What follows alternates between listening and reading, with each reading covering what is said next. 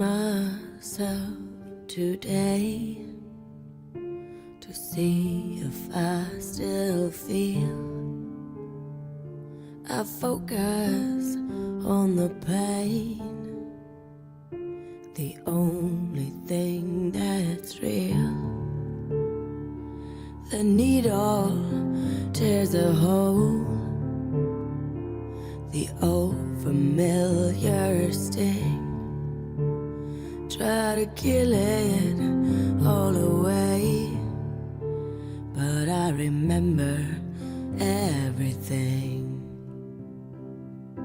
What have I become? My sweetest friend. Everyone I know goes away in the end. And you could have it all, my empire of dirt. I will let you down, I will make you hurt.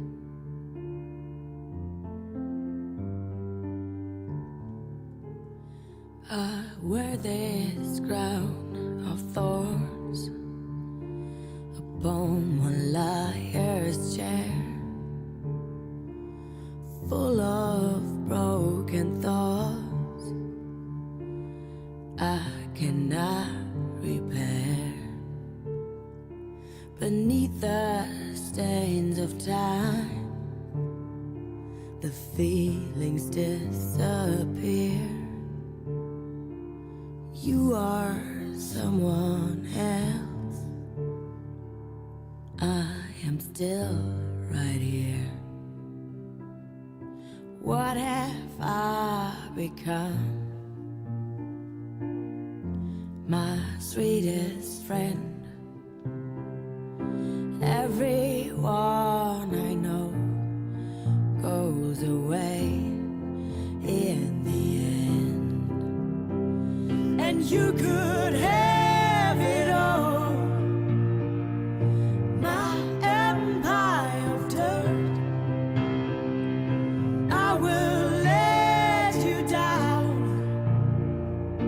I will make you hurt.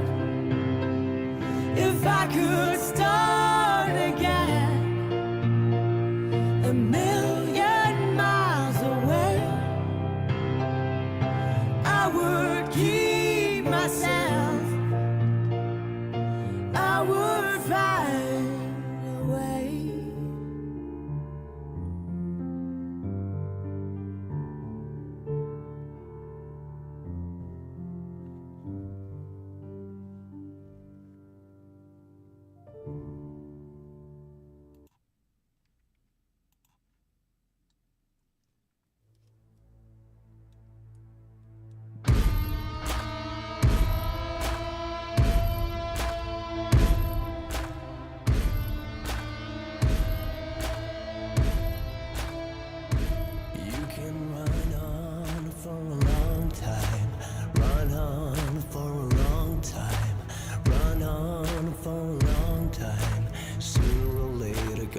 Cut you down, sooner or later God will cut you down. Go tell that long-tongued liar, go tell that midnight rider, tell the rambler, the gambler, the backbiter, tell him that God's gonna cut him down, tell him that God's gonna cut him down.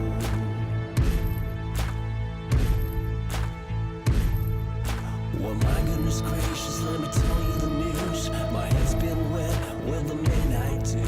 I've been down on bended knee, talking to the man from Galilee. He spoke to me in a voice so sweet, I thought I heard the shuffle of angels' feet. He called my name and my heart stood still when he said he'd go to my will. Go tell that long-tongued liar, go and tell that midnight rider, tell the rambler, the gambler, the backbiter, tell him that God's gonna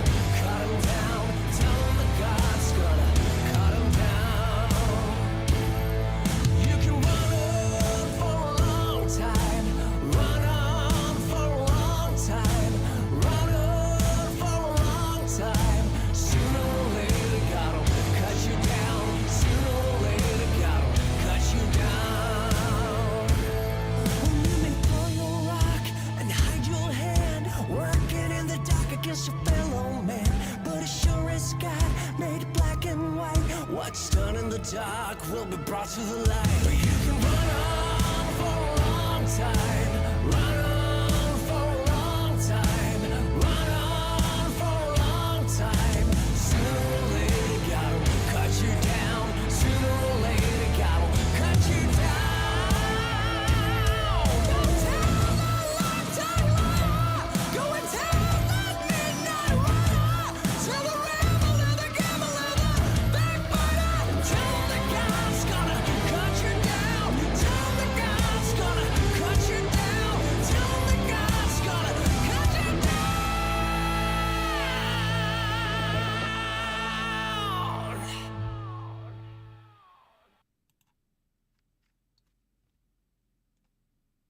Good morning and welcome to the Trailer Park, and what a Monday morning it is. How is everybody out there on Inauguration Monday? Not to mention it's Martin Luther King Day. Yeah, I was watching Heartland's Media live. I got it, guys. I know C-SPAN is copywriting the inauguration. So anybody who's running live streams over on YouTube is getting taken down in real time. I commend Kit. He kept going. He took the hit. And, yeah, I always watch on Rockfin. You guys know.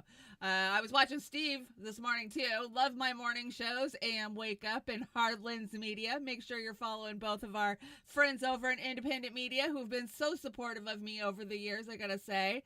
And, wow, what a morning it's been. We just saw Trump take the stage and lay out his executive orders. Did you guys see some of these? Let's see. The External Revenue Service, they're going to collect tariffs. I kind of missed the beginning because I was getting my Linda Tripp on. And what else is there? Oh, there's only two genders now, women and men again. And the Gulf of Mexico is now the Gulf of America. Like we didn't see that coming. Glad he's tackling the important shit out on day one. Yeah, they should be sworn in shortly, from what I understand. I've been kind of listening as I was getting ready this morning, trying to keep up on all of the crazy fucking news. We have so much to cover from the weekend and the week before. And yeah, we've got the TikTok drama. We've got the crypto ball. Oh, yeah, that was a hit. Of course, the inauguration has been brought inside because it's supposedly sub-temperatures in D.C., which it's like 27 degrees. It's not really sub-temperatures. I've been in D.C. when it's that fucking cold, and it's a little different on the East Coast than the West Coast when it's cold. That's for sure. Good morning, chat. How's everybody feeling on this fine day? Wow, we never thought we were going to see this, right? But the shit we have seen in the last 10 years, we never thought we were going to see. We have made it. And yeah, Trump is being inaugurated today. Let me get the chat brought up. Good morning, chat. Oh, look at all of you filing in. Good morning, Chiron. Ready to roast. I am ready to roast, and we got some good stuff on the deck. I tried to make it a smaller deck because it wears me out to do like a 3-hour show, but there's just so much to talk about. So we're going to do our best to get through a 100-slide deck this morning. Popeye, warning, Heartland's Media got taken down 4 times. I was listening. When I do a show, I always listen to the morning shows. And it just, you know, see what they're talking about. Natalie warned me too. Good morning, Natalie. I hope you're feeling better. If Jax is out there, I hope you're feeling better and getting sprung from the ICU. I'm glad to hear you're doing a little bit better. Cold Fusion Gaming, I hope he feels better too. Everybody's under the weather right now. What is that? Kate, good morning, Kate. Getting ready. Yeah, everybody's getting ready. Oh, you were listening to Uncle Warren. I'm an Uncle Warren fan. Haven't seen him or talked to him in a long time, but good to know. Fauci was pardoned by Biden this morning. That's the first thing I saw when I woke up this morning. Pissed me off. My blood was boiling. If the man didn't do anything wrong, why is he getting a pardon? We're going to talk about it. And Steve Wolfbrett, good to see you, Steve. Hi, Chris. Good morning out there, Chris. I hope everybody's staying warm. Barbara, 420. It's been a while. Good to see you, Barb. And 420 Witch 420 TV, I hope you're feeling better too. Gosh, everybody's got something going on, right? Fingerman actually inspired the opener today. He sent me a Johnny Cash cover of Rusty Cage and or told me about it.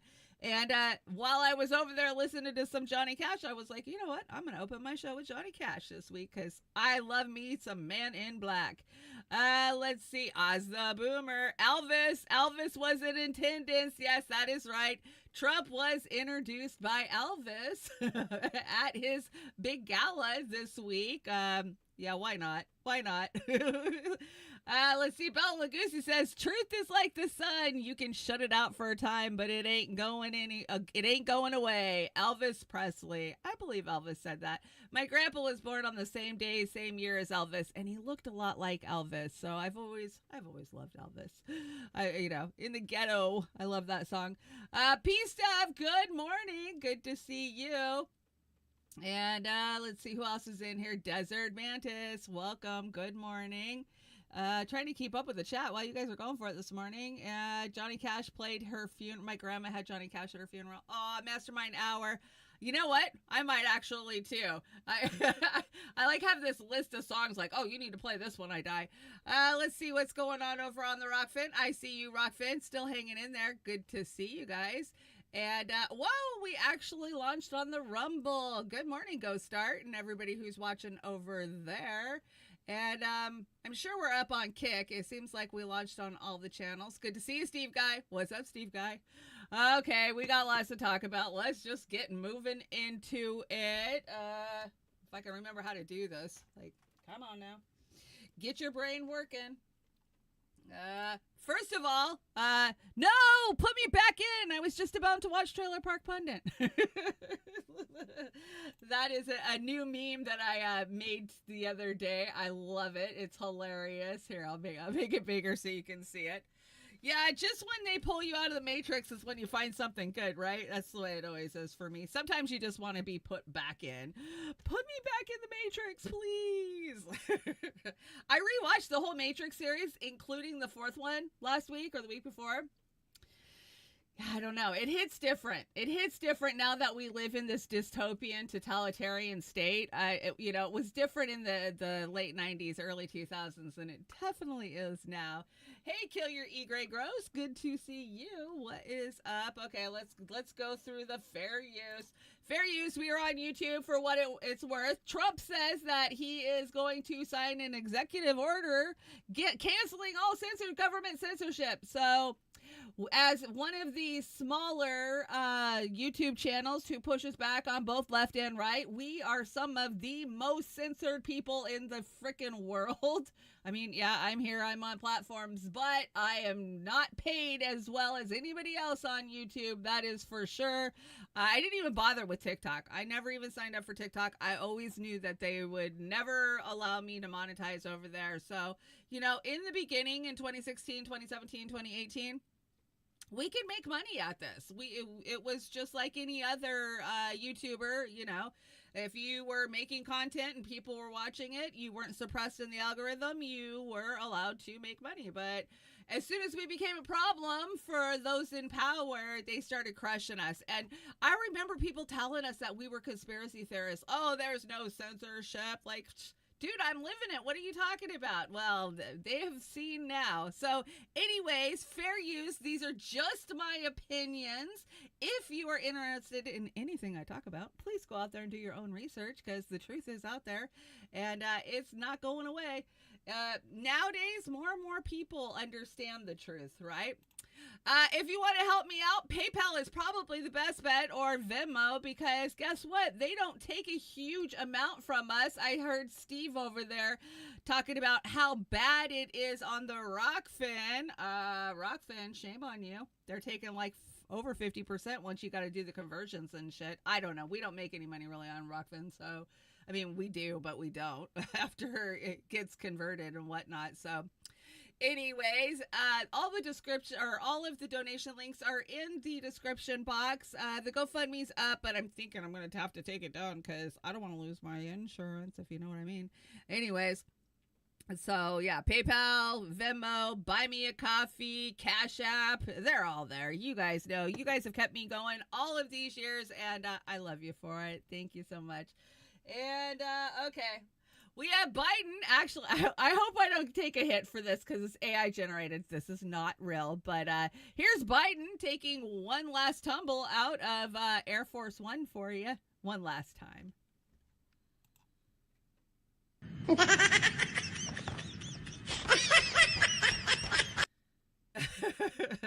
I probably won't run it again, but come on, that was funny.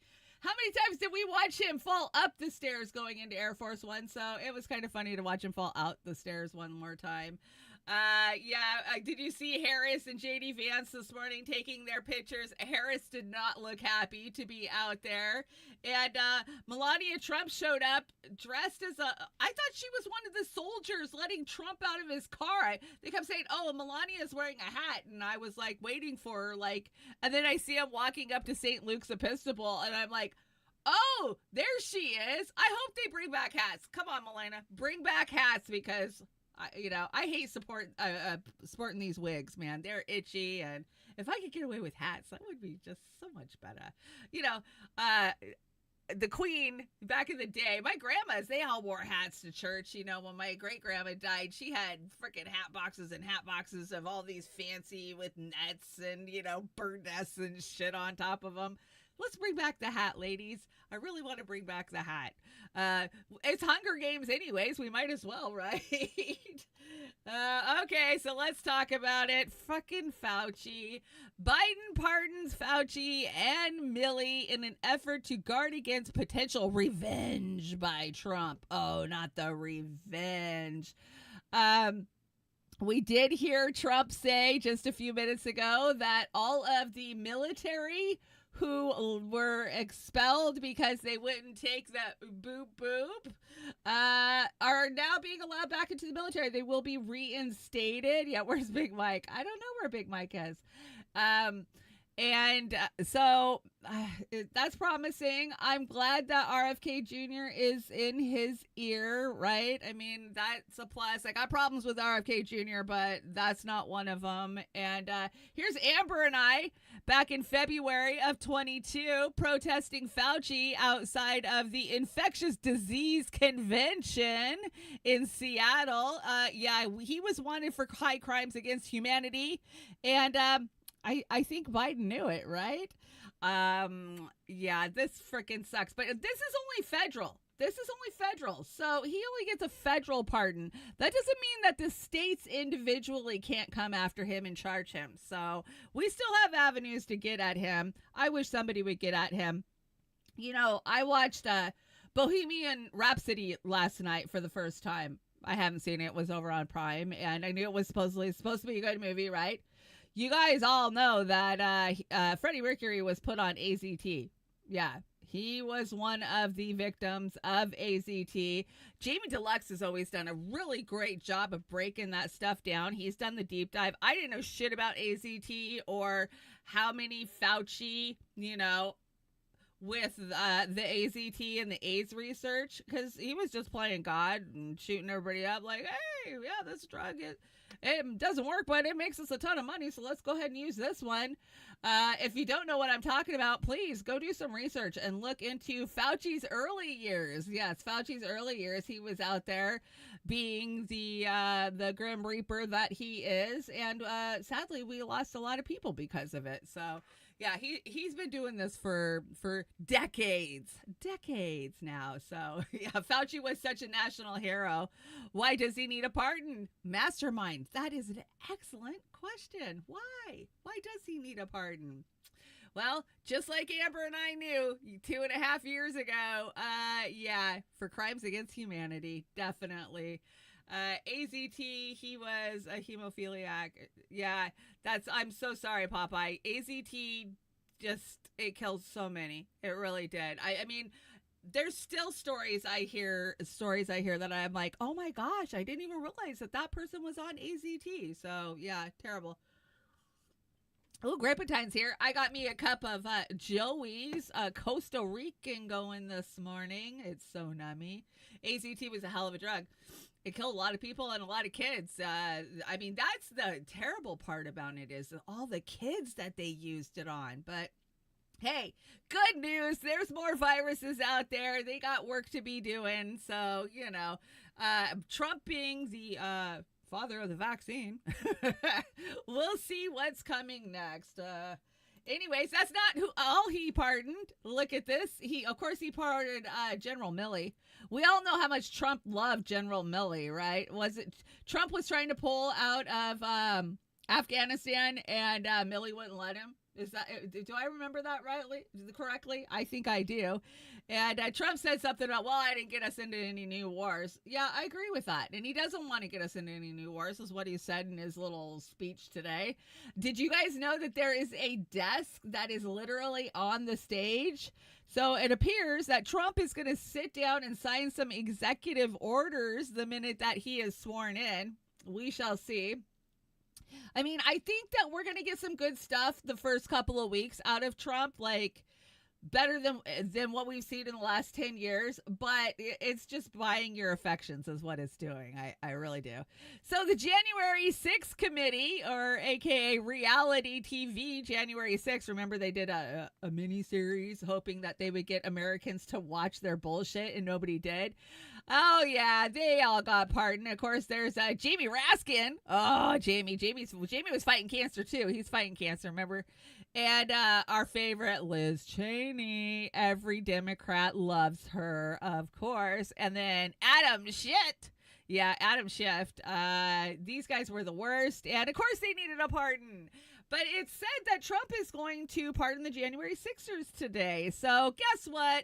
The whole entire circus and dog and pony show that we watched over the last 4 years, and Ashley Babbitt giving her life for this bullshit, and of course all of the policemen who were injured, it was all just a game. It was a Nancy Pelosi, Trump, Liz Cheney game, and everything's even now. Everything's level, so no foul, right? This is just the crazy. You can't make this shit up. We live in the craziest fucking timeline. I say it every day, right? Pardon gate. You know who didn't get pardoned? Julian Assange, Ross Ulrich. Let's see who else. There's so many that could have been pardoned that deserve pardons. No. These ones, of course, these are preemptive because, Trump was going to go after them. Sure he was.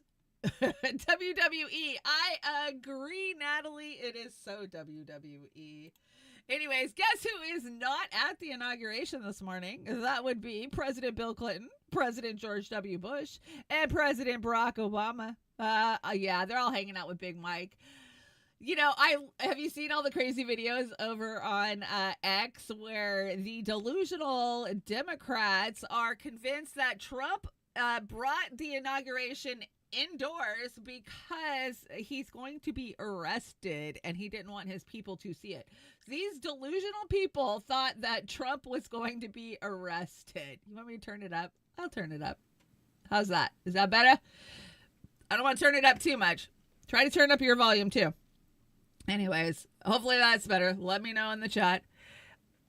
Anyways, who thought Trump was going to get arrested on the stage? I mean, these people live in la la land, and I saw video after video after video of these delusional people telling us that, no, Trump's going to be arrested. He'll never be inaugurated. For fuck's sakes, who left the gate open on the fucktard farm? Yeah, that's a daily thing for us. Volume's good for me. It was fine. Okay. Well, turn up. I turned up a little bit. If I'm too loud, let me know. You can always turn down. You guys are talking about iodine. Yeah, you guys know I'm allergic to iodine. I am. No shrimp, no strawberries. I love strawberries, but yeah. And I love shrimp too, but I just don't eat very much of it. Because I get an itchy rash, and sometimes I will go into like my throat swelling and stuff. Had it since the day I was born. My mom actually had allergic reactions with me when she was pregnant. So yeah, if the nukes go off, I can't take any iodine and save myself. So we had the crypto ball on Friday, and guess who played the crypto ball? And that would be none other than sellout Snoop Dogg. Now says that he has nothing but love and respect for Trump. Tom Hartman's like, who the hell is that? Yeah, he doesn't know. He doesn't know. Can't swim in Mexico. Oh, that's terrible, P-Stub. Did you guys see Trump had the Village people playing yesterday on stage with him? And they did YMCA. Does he know what that song is about? I don't think he knows what that song's about. I wish somebody would tell him what that song's about. Anyways, let's hear from Snoop Dogg. This was just a mere couple of years ago. And he said anybody who supported Trump was an Uncle Tom. Yeah, he said it. Anyways, let's hear. I just want to say this real quick, not on the political shit. Ain't no fucking way in the world y'all can vote for Donald Trump when he come back up again. If y'all do vote for him, y'all some stupid motherfuckers. I'm saying that to y'all. And this punk motherfucker don't care. Don't vote for that nigga. Please don't. Look what he do. He just don't give a fuck. Y'all honest, blue-collar, hard-working people and suffering. So if he don't care about y'all, he really don't give a fuck about us. So fuck him too. And fuck everybody down with Donald Trump. I said it, yeah, Snoop Dogg. Fuck him. Dude, that's not even the worst he said. I didn't even bring you the bad video where he's calling people like names I won't even freaking say. Yeah, Snoop Dogg is one of the biggest sellouts, but you know, he is the most recognizable rapper to the white people because he hangs out with Martha Stewart and she's rich in Southampton's, right? So, did you see the video? I didn't bring the video because I didn't want to take a copyright strike for the music that he was playing. Basically, he's standing on stage DJing for himself, rapping, and there's a sea of rich white people staring at him. And that's it. I think there was one guy in the back waving his hand in the air. Like, it was the funniest shit ever. Yeah, Trump's trying to unite the people by paying off Snoop Dogg to come play for him. This shit is just comical. You can't make this up. And it was called the crypto ball. Yeah, that's right. Cryptocurrency is on its way in because we are moving into a technocratic surveillance state under Trump because that's what we're getting under him. And everybody's excited for it. I don't know. Are you guys excited? I'm not. So half the nation is very upset today. Impeach Trump. He is a psycho. Well, can you say kettle black? Holy shit. You guys are wearing giant pussies on your faces and you're calling other people psycho. This is fucking clown world, man. You cannot make this shit up. What? I saw a bunch of people out on the street yesterday because yesterday was their big march, right, against Trump. And there was an okay turnout. I've seen much bigger turnouts in D.C. It definitely wasn't no pink pussy hat turnout like 4 years ago. Or, I mean, fucking 8 years ago, right? They did bring back the pussy hats. They've been modified. The ears are a little more pointy from what I understand. And, but you know what? They just weren't as into it as they used to be. Gotta say, they're kind of losing their lackluster to fight the system. And, yeah, these guys are the psychos. This is crazy. Crazy here. Let's see, what do we got here? My masters will control your life for 4 years. My masters will control your life for 4 years. Stop enslaving yourselves. Yes, that is the point. Stop it. Stop playing sides. It just blows my mind that people cannot see either side for what they are. I mean, people are deep into their brainwashed, propagandized paradigms and get out of your fucking echo chambers, people. That's, you know, you can tell when you talk to somebody if they live in an echo chamber.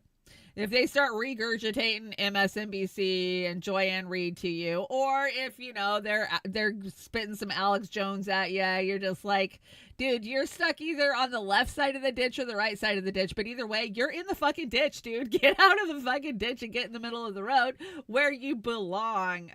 Taco face. You guys are funny. That's funny. Hey, Kurt Boss, good to see you. What's up on this election day? So I saw Steve got this one too. I'm like, oh, I'm not the only one who saw this. Time magazine has decided that it wants to help those that are stuck in the left ditch survive today with crying with a friend. No, don't cry alone. Cry with a friend. So it might seem counterintuitive, but if you need to shed a few tears on Inauguration Day, it is healthy to let them out with one caveat. You shouldn't do it alone. The grace and speed with which somebody recovers from grief if they have an opportunity to cry with the support of another person, someone who they trust and who they believe cares about them, in order to magnify or to magnitude improvement, Simon Thomas says. Also, they suggest you go outside for a walk in the woods.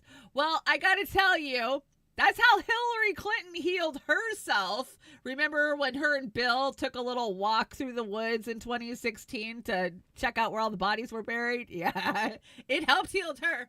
Yeah, you guys are going to have to keep me updated today. Let me know if any pew-pews or any crazy shit goes down on the inauguration while it's live, because I don't have a live stream up right now. I'm paying attention to you guys and the 5 other monitors I got going on right now. So yeah, people in the chat, it's up to you to keep me informed this morning. Wrong mouse. Let's check it out. Let's see. So great news. Did you guys hear? Rachel Maddow is back. They paid her. MSNBC has paid her to come back and cover the first 100 days of Trump's administration. Oh, yippee. So therefore, I had to pull out and dust off the cream of bullshit MSNBS. So yay, we get to do that again. What fun. I wonder how long it's going to take till she tells us Putin's going to shut off our power again. Yeah. How long will ceasefire last? I know it won't last long. We are going to talk about the ceasefire and the hostage exchange yesterday. I've got some stuff down in the Israel section for that. What do you guys think? You going to tune in to Rachel? Oh my God, so many people are going to be so happy. Rachel's pure propaganda cow. Yeah, she is, right? And like, she doesn't have enough money already. Fuck off. Take your millions. What is she worth? 350 million or some shit? Take your money and go to the Gulf of America already. Just be done with it. That is some good Joey's this morning. I think I'm already on my 3rd cup. Moving on. TikTok. Let's talk about TikTok. Sorry, TikTok is unavailable right now. Did you guys see this? As soon as Oz and I came off of air on Saturday night, TikTok was down for the count. And watching the TikTok generation lose their collective shit, it was kind of amusing. I got to admit, I was laughing. It was funny. Anyways, I love the message that TikTok had put up to its users. It said, a law banning TikTok has been enacted in the U.S. Unfortunately, this means that you can't use TikTok for now. Just you. But we are fortunate that President Trump has indicated that he will work with us on a solution to reinstate TikTok once he takes office. Please stay tuned. I love how they had to throw an acknowledgement in there to Trump that Trump was going to turn it back on. But that didn't stop Harry Sessions from coming out and thanking Biden for turning it back on a mere 14 hours later. That's right. TikTok was only down for 14 whole hours. It made the whole country lose its collective shit, and y'all got played again. I like those TikTok users right now. You got any more of those TikToks? Yeah. So like I said, it was only down for a whole whopping 4 hours. And this is a statement from TikTok when it came back up 14 hours later. In agreement with our service providers, TikTok is in the process of restoring services. We thank President Trump, again, Trump mentioned in their message, for providing this necessary clarity and insurance to our service providers that they will face no penalties providing TikTok to over 170 million Americans and allowing 7 million small businesses to thrive. A lot of people make money on TikTok, that's for sure.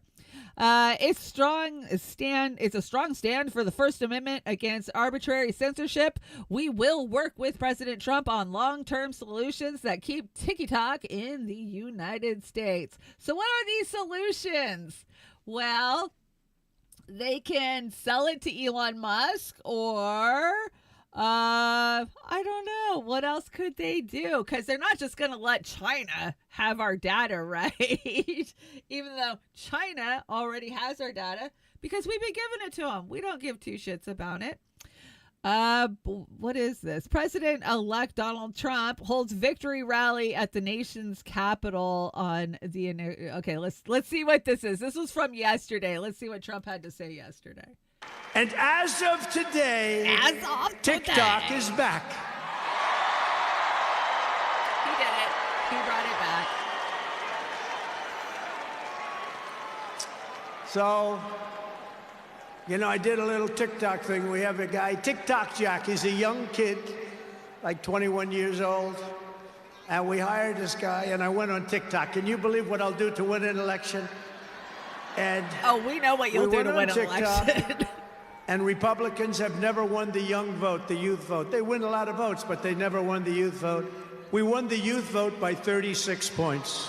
This doesn't make sense. So I like TikTok. 36 points? I like it. Over what? I like it. Okay, so he says he won the youth vote by 36 points. Okay, well, that's not enough to win the youth vote, right? So I'm just confused at that number, but you know, numbers are numbers. So keep calm. It's all staged. It is all staged. You cannot tell me TikTok going down on Saturday night and then popping back up an hour before Trump storms the stage and says, "Oh, I gave you back TikTok," was not frickin' planned. We are being played so frickin' hard, man. We are being hustled. And Fiorella says, in my opinion, if a TikTok banned Trump will bring it back, his role is to appear better than Biden and clean up the mess while advancing the status quo. U.S. foreign policy that expands greater Israel is hostile to China and Iran and encroaches on Latin America.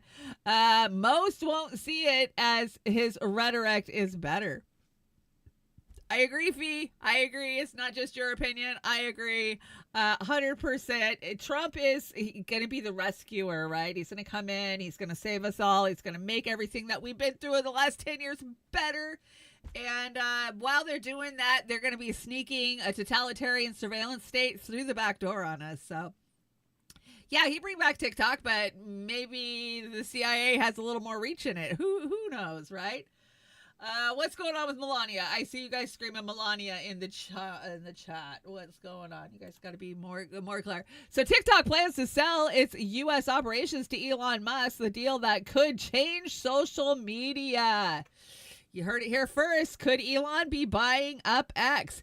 I also heard that there is some talk of the government buying up half of X. So X would buy TikTok, and then the government would get half control of X. Oh, how does that work? Especially if Trump just said that he is going to lift the government censorship. Well, is it censorship if the government owns it? I don't know. So just to clarify, this is what's actually happening. Democrats destroy the country. You are here. People elect Republicans. Republicans destroy the country. And then people elect Democrats. And so on and so on and so on. That is how it goes in this country. But let's keep pretending that elections matter and that these criminal oligarchs that rule our country are going to change anything for us. Yeah, let's keep pretending. Okay, let's watch some TikTok people. First of all, let me fix this. What is going on here? I want to fix. There we go. Now it's a little more centered. Okay. See that? I'm getting good at engineering, Oz. Oz taught me everything I know. There we go. Okay, so let's watch some of these tiki-taki people lose their collective shit. This is James Charles. If you don't know who James Charles is, he is a beauty influencer. I'm actually shocked he's not in full makeup for this one, but these people literally make millions on TikTok, and yeah, they were not happy when they could not log into their TikTok the other day. But me not being affected by the TikTok ban because I never even downloaded the app. And that is a true story. Oz and I kind of did a little research into TikTok when it was becoming hot, 5-6 years ago. And we decided collectively that we were going to stay the hell off of TikTok. For one, we knew that we would be banned and censored over there because of the type of content, the truth that we bring you.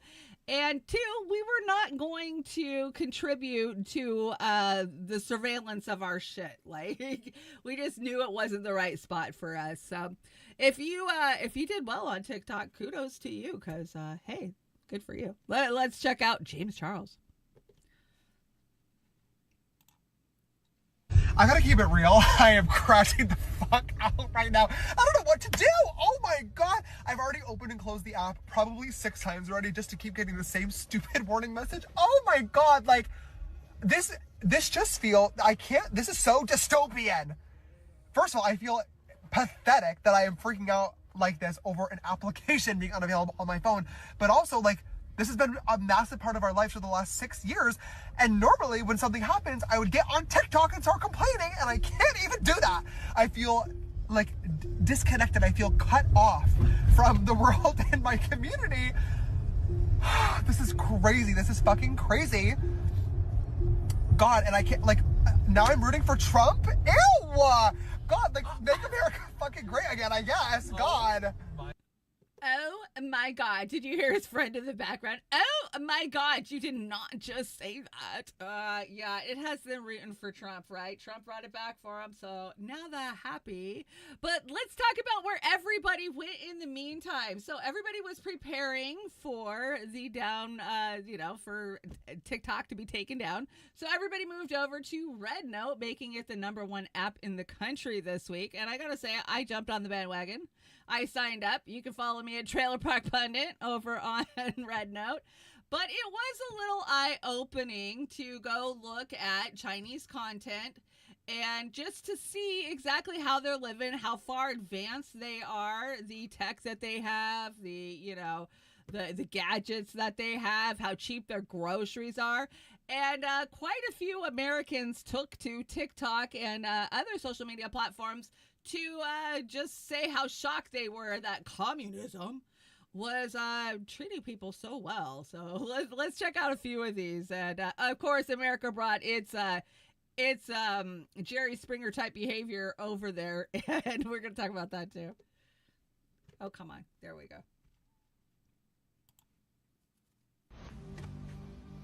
4 days on Red Note has me going through all the stages of grief. And right now, I think I'm sitting firmly in anger. And not at the Chinese or anything like that. They're fucking amazing. Their cities are amazing. Their people are amazing. Their lifestyle is amazing. Their fucking grocery bills are fucking amazingly small. I am fucking... Dude, American exceptionalism is a lie. It's a fucking lie. This country, every day of our lives, is just one big goddamn commercial to fucking leech every fucking dime out of our pockets and every fucking spare second you have out of your day. And it's just nothing but a non-stop fucking hamster wheel. And as a goof, we go and protest by like, oh, you're gonna fucking take away TikTok because the fucking Chinese are gonna take our data? Well, we're gonna fucking mail our social security card directly to Xi's fucking office. You know, and then we start talking to these people and seeing how they live, and then actually having direct message conversations with these new friends that are curious and excited about us. And they're like, oh, you know, tell us about what it's like in America. No offense, but we hear you're lazy and all you do is hang out and go on vacations. And I'm like, vacation? What the fuck are you talking about? No, I mean, most people are working 2, maybe 3 jobs just to fucking make ends meet. And then, you know, we start talking about what things cost. And they're like, yeah, dude, I mean, if I go out to eat, it costs me, you know, whatever the fuck their money is called, yuan, whatever it is. And there's like RP, I don't know. And you do the math and you Google the exchange rate and you're like, hang on. That's like $1.90 for a meal. Like a sit-down $2 you spent on a fucking meal. Then, you know, you start scrolling through and you see their grocery haul and all this shit, and you can see the prices right there. And then fucking Google with the exchange rate. Dude, we already knew we were getting fucked, but we were getting fucking extra slam fucked. No lube, no permission, no consent. And we've been told our whole lives that these are evil people that fucking hate us and they're backwards and they're slaves working in sweatshops and living in gulags and you would hate it over there. Don't even bother going over there. And, you know, honestly, to a lot of us Americans, we're fucking ignorant to the point we've bought the fucking propaganda that was being sold to us our whole lives. I know hardly anyone that's ever even expressed interest in going to China with their rare vacation time and dollars. And then, all at once, tens of millions of us go over to this app as a lark, just to goof off. And we all got slapped in the face with, I mean, dude, these skyscrapers in these cities, they're beautiful, they're clean. It looks like the goddamn future. I'm telling you, man, these people are living in the year 2325. Okay, that's a really long one. He goes on for like 5 minutes, and yeah, he thinks he's Snoop Dogg with his foul language, but who am I to talk? Yeah, people are being shocked at how well China is. I've been showing you guys this for years. I have brought you their infrastructure. I brought you Russia's infrastructure. See, when you don't spend all your money sending it as foreign aid to oligarchs to launder in other countries, you can build nice shit, but we don't do that here in America, no. But that's not the only thing thing that happened over on Red Note. Of course, a whole generation of nasty hussies decided they were going to move their shaking asses over to Red Note. And there was some rules on Red Note. You're not allowed to be disrespectful. You're not allowed to have dirty language. You're not allowed to talk shit about China. That's a big one. The don't talk shit about China on their apps. During the COVID outbreak, in the early stages of the COVID outbreak, I was following a lot of live streamers out of China.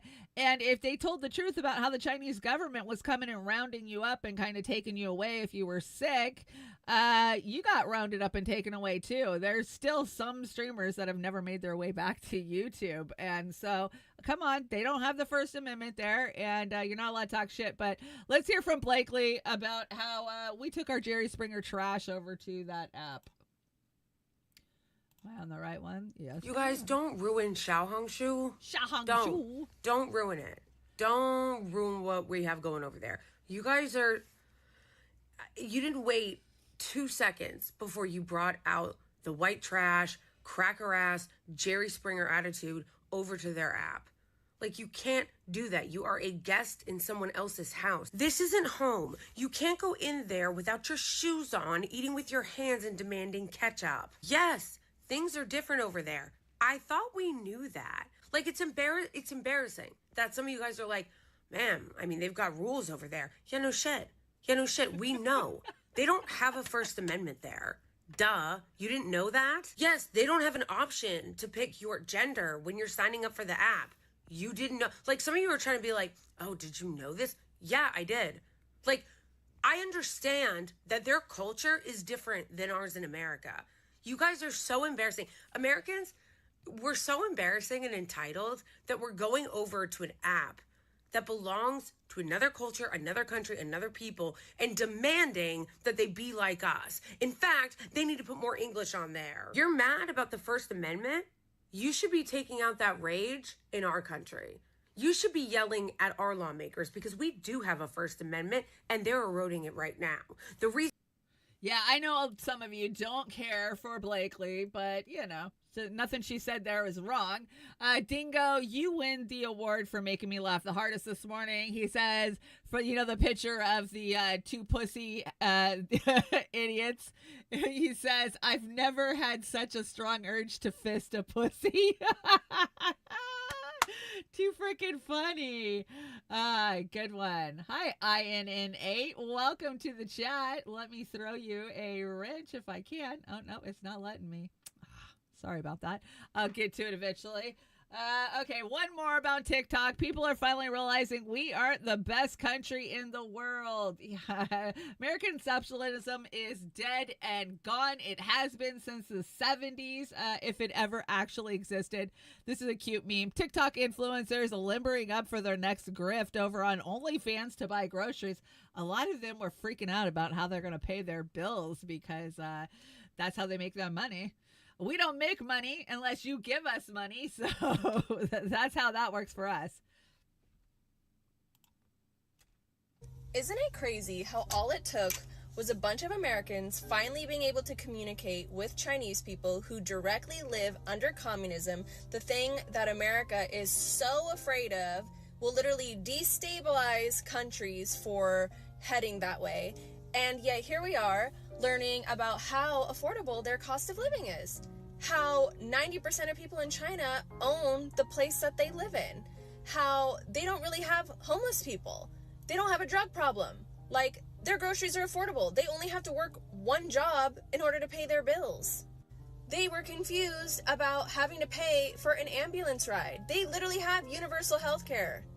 And as time has gone on, we have literally moved further and further away from communism. And that's because communism is far left. And the more time that has gone on, the more far right our country has gone. Literally further away on the spectrum really from the things that would all free us from our everyday life struggles. And it's all because many, many, many years ago, our government decided that in order to get us to not want communism, they had to make it seem like it was this big, scary, crazy thing. And to basically shield us from it. And Look, we're literally talking to people that live under that type of government, and they're happy. They're happy, and they cannot believe how Americans are letting America run. And they feel sorry for us. That's sad. That is sad. That is sad. I mean, I've seen so many videos over there where they compare like healthcare prices. They don't pay for ambulances over there. Do you know they don't pay for garbage service in China? No. If you have a building and an apartment, most people live in apartments in China. Guess what? It's a part of your building. They just come and take your garbage away. You put it in the can, it's gone. You don't pay $100 a fucking week to have your garbage taken away. There's just so much, you know. Yeah, China is the rising empire. We've been saying it for years. And sadly, America is on the decline. As TikTok refugees flock to Red Note, a U.S. official says that Chinese app could be banned too. Aww. So let's hear from one of our favorite Republicans, none other than Senator Tom Cotton. Yeah, because he's one of our faves, isn't he? Play. Are you going to play? Come on. Apps. He raised the question of Red Note. Well, guess what? If TikTok users flood to Red Note, they're going to face the same challenge there because it's also controlled by the Communist Party. Second, the senator's made a lot about some affidavit by some intelligence community official in some case. I don't know what it's referring to. I do know this. I've been on the Intelligence Committee for 10 years. I chair it now. I've heard the testimony of senior leaders that TikTok poses a grave threat to our national security and our people's well-being. But I also know this. Third, you don't need intelligence. TikTok's own internal documents reveal no the threat that it poses to Americans. The state attorneys generals have brought lawsuits to defend their people. Those lawsuits have produced documents that show chapter and verse exactly what TikTok has done to Americans. And finally, we keep hearing it's only 270 days. It's only 270 days. In 270 days, that is what TikTok will say again, because it will not have been sold. Because Chinese communists won't allow it to be sold. Because it's not just another app. It's not Instagram or Facebook or because X Instagram and Facebook and Meta are all owned by the same fucking Chinese communist douches. spy app. I yield the floor. Okay, so that is not a CIA spy app. You guys ever go with me down that deep dive about Meta and how it was actually founded by the CIA? And they handpicked Zuckerberg to be the face of it? Yeah, exactly. That was just funny. That was comical. Guess what? Thank you to the U.S. Air Force for adhering to the Freedom of Information Act and producing the documents about its social media surveillance practices. Let's check it out. What did they have to say? Oh, it's all redacted. That's what it had to say. Trump says that he is going to release the Kennedy files and a couple other things, Martin Luther King and Malcolm X. I have a feeling they're going to look just like this. What do you guys think? I think that this is what it's going to look like. That's stupid. It burns. It does burn. It's so stupid. But thank you, U.S. Air Force, for adhering to the Freedom of Information Act. So there you are. That is what the future looks like. Let's see how well Americans are living out there today on this Inauguration Day. Tell me if you can relate to any of these. This imaginary game we're all playing where we pretend to be someone we're not at work so we can get money that we pretend is valuable, so we can pay for our house that we pretend to own, and we can watch people pretend to be something else on social media, and we listen to a government that's pretending that they care about us, and we're going to a store to buy food that they're pretending is healthy. What the fuck? That's right. We live in make-believe land. We were taught as kids to make believe, and we're still doing it as adults. Let's continue making believe. And I'm not sure what this one is. Let's check it out. Finding myself in a position now where we're making more money than we've ever made, and we are literally the brokest we've ever been. Brokest we've ever been. but I'm making the most money I ever had my entire life. My husband and I, between the two of us, gross, make like over $80,000 a year. And if you told me a few years ago that $80,000 a year was not going to be enough for a family of four. I make more than what I made back in 2015. But I am still literally living paycheck to paycheck. I have to work 60 hours a week and make $80,000 a year to make ends meet. That's insane. I can't even begin to wrap my head around it. Financially, I don't understand anymore. I don't understand how I make $34 an hour and I can't function. I can't function. I can't pay my bills. There's nothing in my life that I can look forward to long term. Like, I can find things that excite me or make me happy or that I'm thankful for in my day-to-day life, but there's nothing in the long run that feels worth it. I shouldn't be struggling. We make enough money that I shouldn't be struggling. What is the point? What am I working for? What have I got 2 jobs for? What am I going to school for? Because it feels like there's no winning this rat race and I'm still gonna be struggling no matter what I do. They are literally stripping us dry with these fucking rent, food, utility, house, car, everything the fuck is expensive. Everything has gone up at least 40 fucking %. None of us have money to do shit. We're all too tired. Everybody is so tired. What do we have to do this for? The rest of our lives? I'm gonna be working until I'm dead. We're all gonna be working until we're dead. We cannot live in this country like this. This is not sustainable. It is not sustainable. I was meant to be naked eating grapes somewhere. I agree. I don't think that I was ever meant to follow capitalism to this extent. But that's what we were taught in school. Capitalism's gonna save us all. It's the best system in the entire fucking world. Not that we're funneling it all up to the oligarchs since the early 80s when Reagan decided to change the tax code from the rich paying for everything to the poor paying for everything, and the poorest among us pay for everything. The penalties on being poor are the most out of any tax bracket out there, and you can argue with me about that every day, and yeah. Let me turn it up. I had to turn it. That one was really loud, so I had to turn down, so sorry about that. Anyways. Okay, moving on. Terrible. That's the way we're living. I think we got one more of these. Let's see. What is the strangest thing you've done for cash? I took out a loan to go to school so I could get a job and pay off my school loans. That is the craziest thing we've ever done, right? Please stay for this, because I've reached the part in this whole class consciousness part where I'm just filled with the most impotent rage, and I'm talking that white hot, I need to sink my teeth into something and scream kind of rage. Because what do you mean that it never had to be this hard for us? What do you mean in other countries they don't have to spend 20% of their paycheck on groceries?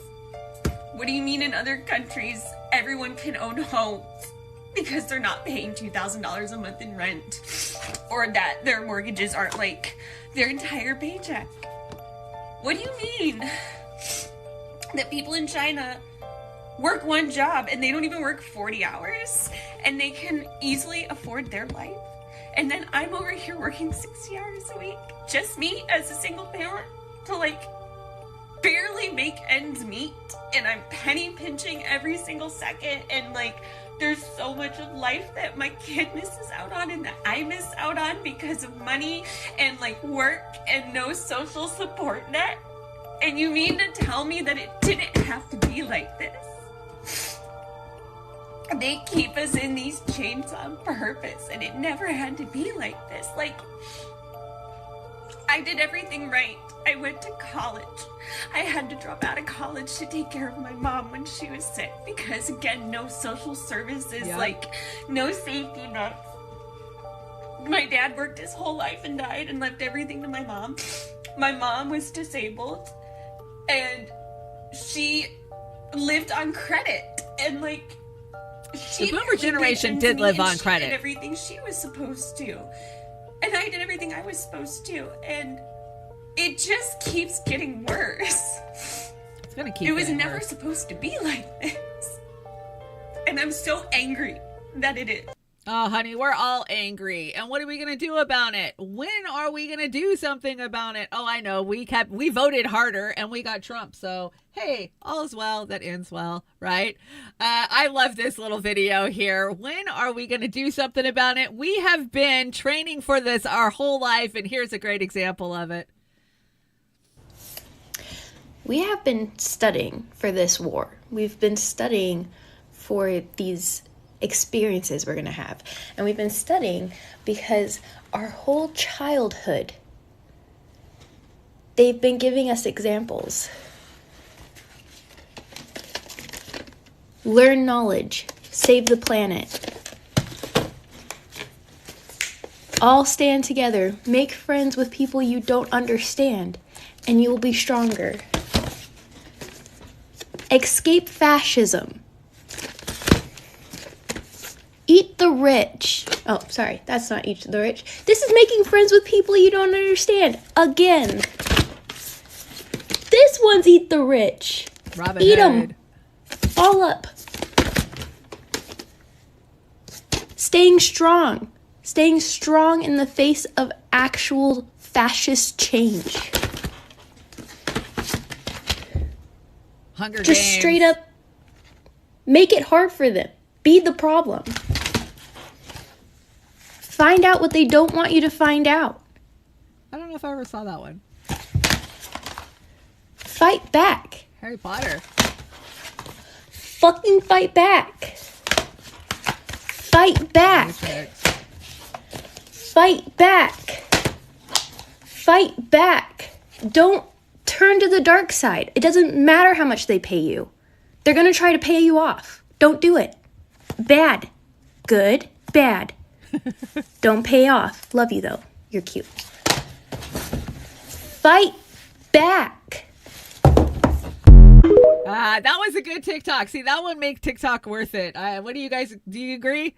Have they been training us and telling us how to fight back all these years? Were we in training? I don't know. Hey, Chanda, you look relatively good. Prince Charming is undergoing, by the way. Look a relatively neutral statement. Thanks for telling me I look good. I'm fighting to feel better every day. I'm in a lot of pain today, but I'm just sucking it up. I'm trying to go forward, and I really don't have an update for you guys. I'm kind of in limbo right now. I had a lot of testing done last week, and I'm waiting to hear back from my doctor. Some of it looked good. Some of it didn't look good. So I don't know where I stand. But thank you for always telling me I look good. I love this. If you guys haven't seen this, this is such a treat. So this is Spy versus Smy. Yeah, you guys know who Andrew Bustamante is. I call him Andrew Bustanut. Of course, it was a CIA spy. Him and John Kiriakou did a little podcast together, and I love John's response to what he has to say. This is a real treat, I think. You believe that the government is there to support you? Is that what you said? No, I believe the government should be responsive to me. It works for me. The it shouldn't be able to target me. That's where we're fundamentally opposed to. Oh, I'm sure. Because the government does not work for us. That is not what I'm saying. It should. It should not. The government is there to ensure the continuation of the American ideal. That's the purpose of the government. It is not there to serve you. That doesn't even mean anything, though, the American ideal. What is that? If every American is destroyed, if every American is killed, with the exception of the people in government, one congressperson, one senator, and the president or the vice president, then the American government continues. America is defined not by its people, by its government. That's what we went to war with the British about. We could have been colonists, we could have been communities, we could have been people, we could have been collections. But the right to sovereign independence is a government thing. The government exists to survive and serve the continuation of the government of the United States, not the American people. That's part of the ideological hogwash that we were all taught in elementary school civics that just isn't true. They're not there to serve us. That's not what the purpose of government is. You swore an oath to protect and serve the Constitution of the United States. That is a document defining the government. A government of the people, by the people, for the people, but it's still a fucking government, not the people. The people of the United States, through the eyes of the government, FBI, CIA, NSA, the White House, the people of the United States are engines of economic development. We are there to create the GDP and the flow of economic power that the government can then use to enact national security policies or international policies that benefit the government. That's the cycle. What was it that Jefferson said, that periodically the tree of liberty has to be watered with the blood of martyrs and patriots? Yeah, Yes. I'm ready to fight. Yeah. Fight for what? My independence. Not fight for your government? No. Where do you think you get your independence from? It's not the government that gives me my independence. 1000% is the government that gives you your independence. It's the government that infringes on my independence. That is your interpretation. Oh my God, yes. Oh yeah. Oh God, yeah, that guy is such a freaking fed. I've always called it since day one with that guy. He irritates me. But you guys know that is my favorite Thomas Jefferson political quote of all times. From time to time, the tree of liberty needs to be stoked with the blood of patriots is exactly the quote. And I think it's time. It's been a long past time that we stood up and said enough of this bullshit. But you know, John Kiriakou is one of the only people that I have encountered out there in the real world that I was too intimidated to have a conversation with. That says a lot. That actually says a lot. Sam Husseini, still our hero out there from this week when he got forcibly drug out of Blinken's last State Department address.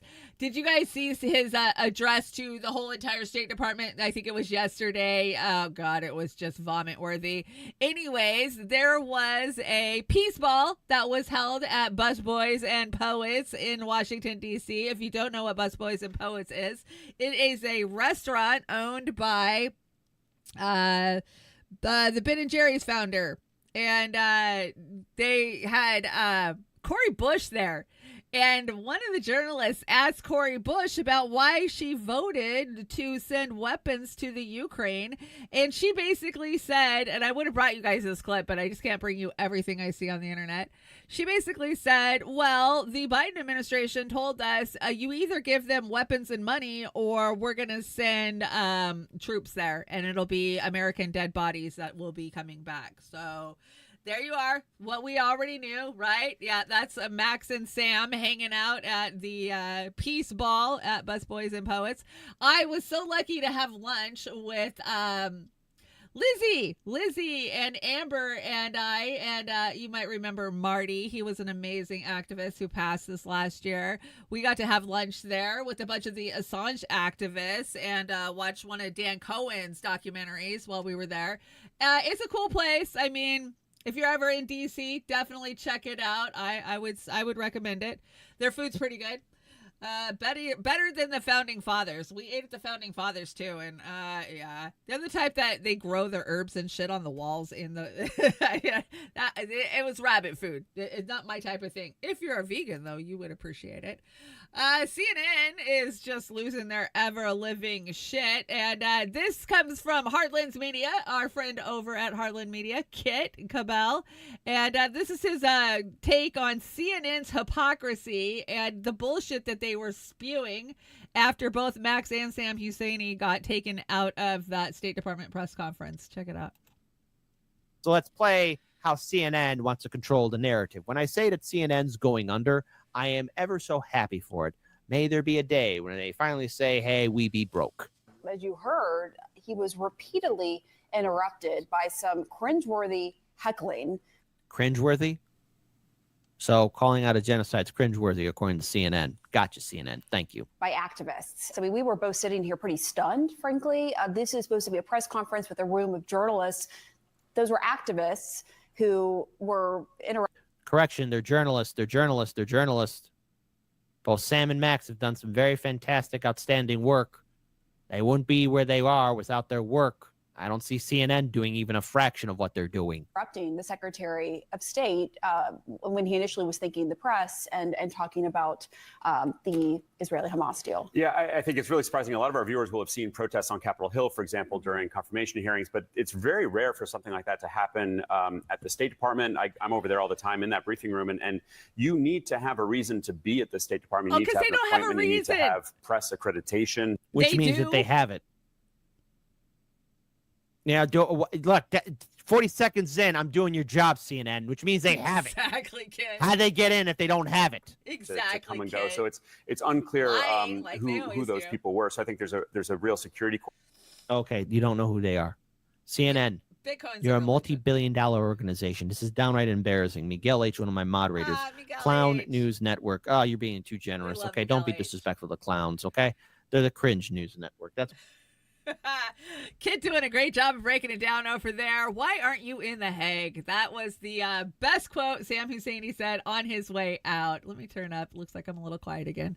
Some of these clips I have to crank the master up and down on. Maybe I should just mess with the Stream Deck and stop messing with my master. I don't know. Anyways, moving on, let's check on some of the Trump appointees and see how they're faring getting through the nomination process. So Ken Klippenstein says, Christy Nomi, is it Nomi? Nom? Says Homeland Security needs to work more closely with the CIA to identify U.S. citizens who are becoming radicalized. Because, yeah, that's what we voted for. Let's hear it. And Whitney Webb's always right. You guys know this. And the path to them doing this is through Palantir. Yes, it is. What I would say is the cybersecurity and intelligence elements that we have within the Department of Homeland Security have been incredibly siloed. They have not communicated with other intelligence agencies like they should and partnered. INA has some interaction, but not enough. And we also need to have CISA have interaction with the FBI, CIA to make sure they're working together to stop these types of threats and identify when they're growing among our citizens and how they become radicalized. How they become radicalized. Well, in that case, we all could be labeled radicalized or extreme. Yeah, here we go. The technocratic state is on its way. I heard Steve over at AM Wake Up call JD Vance the golf club of Palantir. Too freaking funny. Peter Thiel, of course. That's what I'm calling him from now on. Breaking: Peter Hegseth reportedly has the votes to be confirmed as Trump's Secretary of Defense. A massive win. I don't know if it's a massive win. This picture had all of his kids in it, so I cut them out because I don't think that the kids need to be in these pictures. And looks like Trump's nominees are just marching right through, no freaking problem. So we shall see.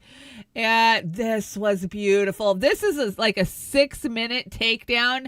It's Gabe Mate, of course, and he's having open Discord with an blatant Zionist. I mean, what else can you call it? And let's see how it's done. This is how it's done. This is how you talk back to these people, and this is beautiful. Burnt babies in ovens. That didn't happen. There were no babies in ovens. Oh yes, they were. No, there weren't. That's been refuted even by the Israelis. There were. No, there weren't. There were. There were no babies in ovens. Well, but let's agree. Hold on. Let's agree on what we do agree on, okay? A horrible massacre happened. People were killed in their homes. Civilians were killed, were raped. David, look, let's agree that was bad enough without adding stuff to it, okay? Now, I'm telling you, there's been no evidence of mass deliberate rapes.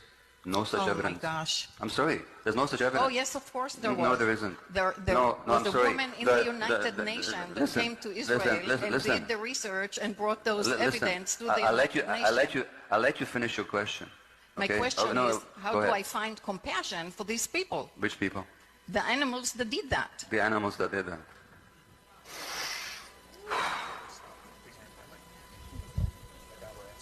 I get your point of view, okay? In your point of view, everything you've read actually happened the way you've read it. But hold on a second. I'm telling you what I understand your point of view to is.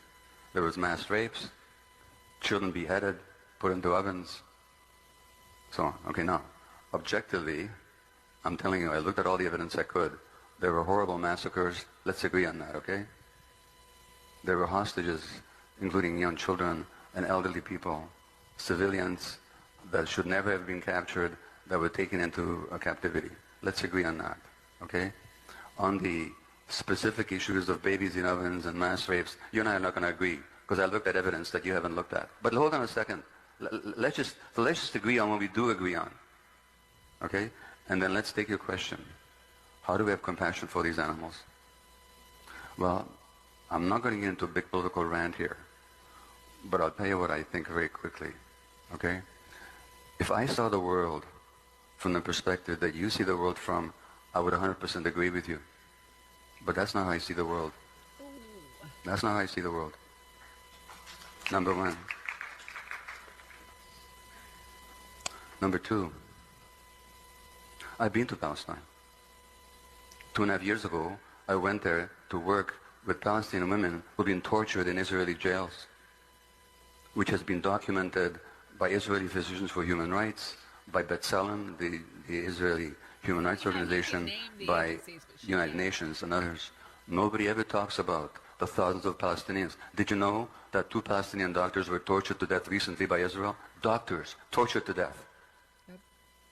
Now my question to you is, and I'm not going to go into the history, this is not the place for it, but I have a different view of the history. I used to see it the way you do. I don't anymore. I'm not going to go into how I do see the history, because this is not the, just let me finish. Honest to God, I'll give you the last word, I promise you. I do promise you that, okay? History did not begin on October the 7th. And here's what I know. Most of my fellow Jews, now in Canada, you know, I mentioned the residential schools. In Canada, 4 years ago, there was a poll, a national poll. Now, thousands of children died in those schools. People were tortured, raped, all kinds of stuff, not even controversial. There was a poll in Canada.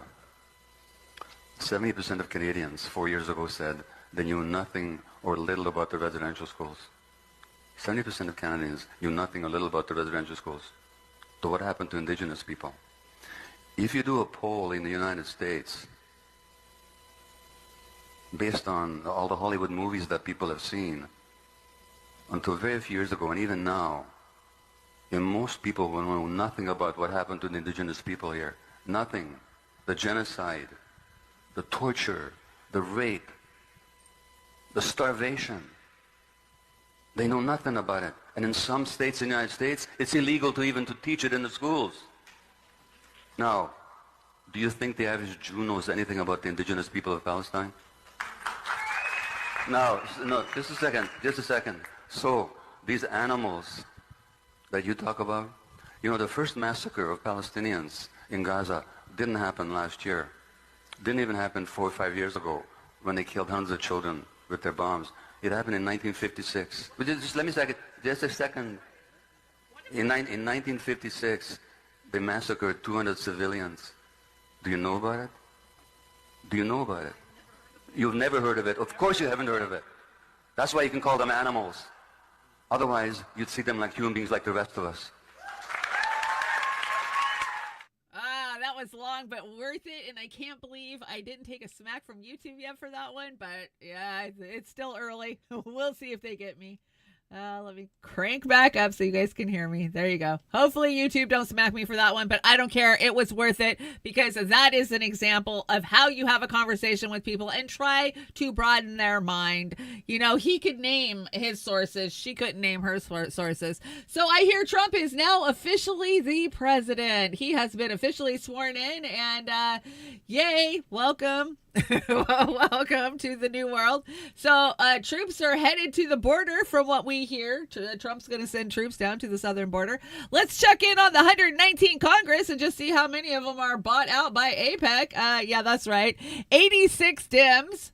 And 86 Dems aren't? Is that what that's saying? Yeah, right. So 329 are owned by AIPAC. 86 Dems aren't. 19 GOP aren't. And there's 1 seat vacant. So there you are. Most of them are bought up and paid for. 329 of them. So that's enough to swing a vote for anything they want. And expect it, because that's the way it's going to be. So yesterday we saw the hostage exchange, right? We saw hostages being released, 3 hostages from Hamas. And of course, there was people in the streets of Tel Aviv coming out to see the hostages get released from Hamas. And on the other hand, the Palestinians that were released, well, if the Palestinians came out, the ones that came out for the prisoner exchange, they were tear gassed by Israel. Are we surprised? Hell no. Check it out.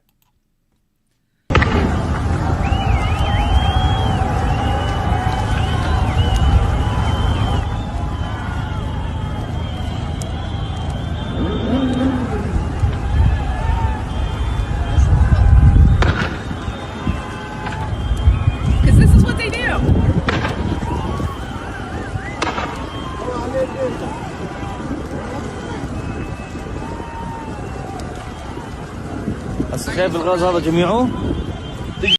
I'm not surprised. Are you surprised? No, this is what they do. Don't ever forget the flower massacre that happened, a mere 8 months ago, where they said they were sending humanitarian aid in to starving people that were living in rubble and bombed out shelters. And when they came to the trucks, they opened up on them.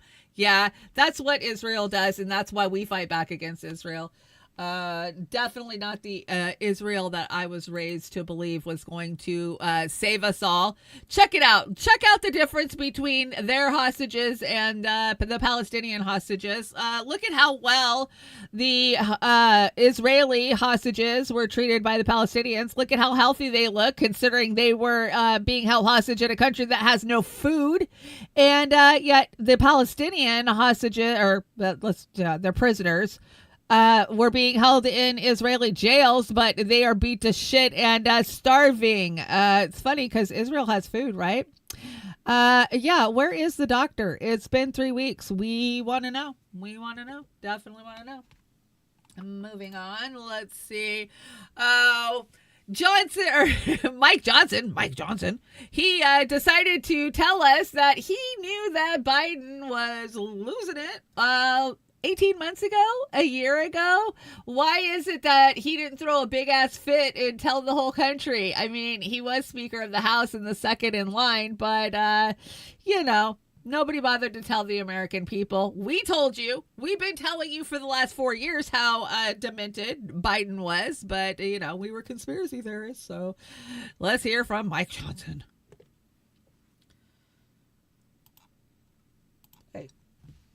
I do stand by it, and I say this without any personal animus at all. I mean, in some ways, I actually kind of feel sorry for Joe Biden. I mean, he's in the twilight years of his life. He is not, obviously, has not been in charge for some time. And I know this by personal observation, and now the whole world knows it. And it's been very, very concerning to me over the last, year and a half since I've had this position. Can you tell us a story when you say personal observation? What kind well, of I mean, thing did you see? it's public now because the Wall Street Journal got it and put it on the front page. But January a year ago, almost exactly a year ago, I had been asked, I became Speaker in October 2023, and there were all sorts of big national security concerns and everything going on, and I started requesting a meeting with the President because, I'm kind of old school. I'm a constitutional law guy. The Speaker of the House should be able to talk to the President, especially in times of great national interest and calamity. But they wouldn't let me meet with him, and his staff kept giving me excuses. This went on for like 8 or 9 weeks. I'm sorry, Mr. Speaker, he doesn't have time. What are you talking about? I'm second in line of the presidency. He has time. I need to talk to him. We had, I can't say the classified parts, but we had some big national concerns at the time that I was losing sleep over. I can't say the classified Finally, parts. I just went to the Hill press corps and Okay. said, the president is not being allowed to meet with the speaker. There's a problem. So they started putting pressure on him. Long story short, they finally relented. They invited me to the White House. I show up and I realize it's actually an ambush because it's not just me and the president. It's also Kamala Harris, Chuck Schumer, Hakeem, the CIA director, everybody. And then, so I walked in the Oval and, I know what this is. They're going to hotbox the speaker on Ukraine funding. That's what it was. Hotbox? He does a This is, smoking probably third week of reference? January. What? we sit down, we're in the midst of it, and the whole conversation, and I'm going, we don't need to have this conversation. The president reaches over just like this. We're sitting right next to the fireplace in the Oval, and he grabs my arm and he says, the speaker and I just need a couple minutes together. Would y'all just leave us alone? And I looked up on the faces of some of the staff standing around the wall, and they're like, oh, no, he did it. So he called it. He's the commander-in-chief. So everybody leaves, and he and I are standing awkwardly in the middle of the Oval Office, right over the rug by that coffee table. Vice President and Speaker. And I said, Mr. President, thanks for the moments. This is very important. I got some big national security things I need to talk to you about that I've heard, and I think you know, and what do we do? But first, real quickly, Mr. President, can I ask you a question? I cannot answer this from my constituents in Louisiana. Sir, why did you pause LNG exports to Europe? Like, I don't understand, liquefied natural gas is in great demand by our allies. Why would you do that? Because you understand, we just talked about Ukraine.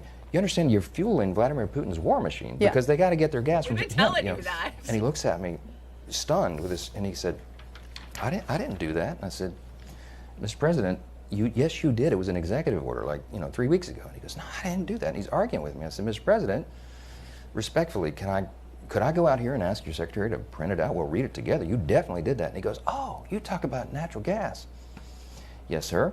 He said, no, you misunderstand. He said, what I did is I signed this thing we're gonna conduct a study on the effects of LNG. I said, no, you're not, sir. You paused it. I know. I have the export terminals in my state. I talked to those people this morning. This is doing massive damage to our economy, national security. It occurred to me, Barry, he was not lying to me. He genuinely did not know what he had signed. And I walked out of that meeting with fear and loathing because I thought, we're in serious trouble. Who is running the country? I don't know who put the paper in front of him, but he didn't know. There you are. That is the reality of who has been running our country for the last 4 years. As scary as it is, that is the reality. Bonn runs hungry to get a taste of how they will try to govern and control media and companies in the United States. And this is kind of an entree to that. As far as what we do, this is a time of experimentation. A lot of people will still use platforms, can still use platforms, but I also look towards places where you have more ownership as well and develop your audiences there. Like Blue Sky, you own your audience. It's a protocol, decentralized protocol, newsletters, email. By the Dems? Yeah, I think Blue Sky is owned by the Dems. Is that their True Social? I think it is. I'm pretty sure. I've never, ever even looked at Blue Sky, and I will not. Anything that's funneling money up to the fucking DNC is evil, and we all know it. I brought you one from Jeffrey Sachs. Let's hear what Professor Jeff... Is he a professor? Or is he just a journalist? I love Jeffrey Sachs, though. You know what's encouraging, though? I brought you guys that clip on Saturday night over on Beauty and the Boomer. Oz and I had a great show. Trump actually watches Jeffrey Sachs. So I find that fucking encouraging because Jeffrey Sachs doesn't do anything but tell the fucking truth and be a real journalist. So good. I'm glad that Trump is actually listening to what Jeffrey Sachs has to say, whether he takes it into consideration or not. I mean, he actually retweeted Jeffrey Sachs out this week, trying to put pressure on the Biden administration for the ceasefire. So that's a good thing, isn't it? What Israel has done is a massive war crime. The United States is the one providing the munitions every day to Israel. It's up to the United States to stop this now. Israel won't stop it on its own. The U.S. has to do this. The U.S. and EU are complicit in Israel's war crimes. And cutting off aid for UNRWA is complicit in the war crimes. The U.S. is in the hands of a powerful lobby which has supported Israel no matter what Israel is doing. But the American people are deeply upset and against what our own government in the United States is doing right now. It's a shame on Biden, and it's a shame on the European Union not to be stopping this war now. I want the UN every day to bring up a resolution in the UN Security Council, and if the U.S. vetoes it, I want the U.S. to stand in isolation in the whole world and bear the consequences of that. I agree, Jeffrey. I hope they do. But we all know Trump is owned and paid for by Marison Adelson, right? And I don't see it changing much. Don Lemon has some TDS. Oh, my God. We got to live through 4 more years of TDS, guys. What do you think? You think it's going to get better or is it going to get worse? You know, if I was a psychotherapist out there or, you know, one of these counselors, I would be putting out a course on this shit and trying to make money off of how broken these people's brains are. But let's just see how broken Don Lemon's brain is. We already know his brain is pretty fucked. Well, this is what I say. According to diplomats who were involved firsthand in the negotiation, President Biden refused to put any pressure on Netanyahu. And ultimately, they gave up that any deal would happen. It was... And Don, you and I talked about President Trump. I have no love, and I don't want to give Trump any credits, but I know but I am in the business of telling the truth. Same.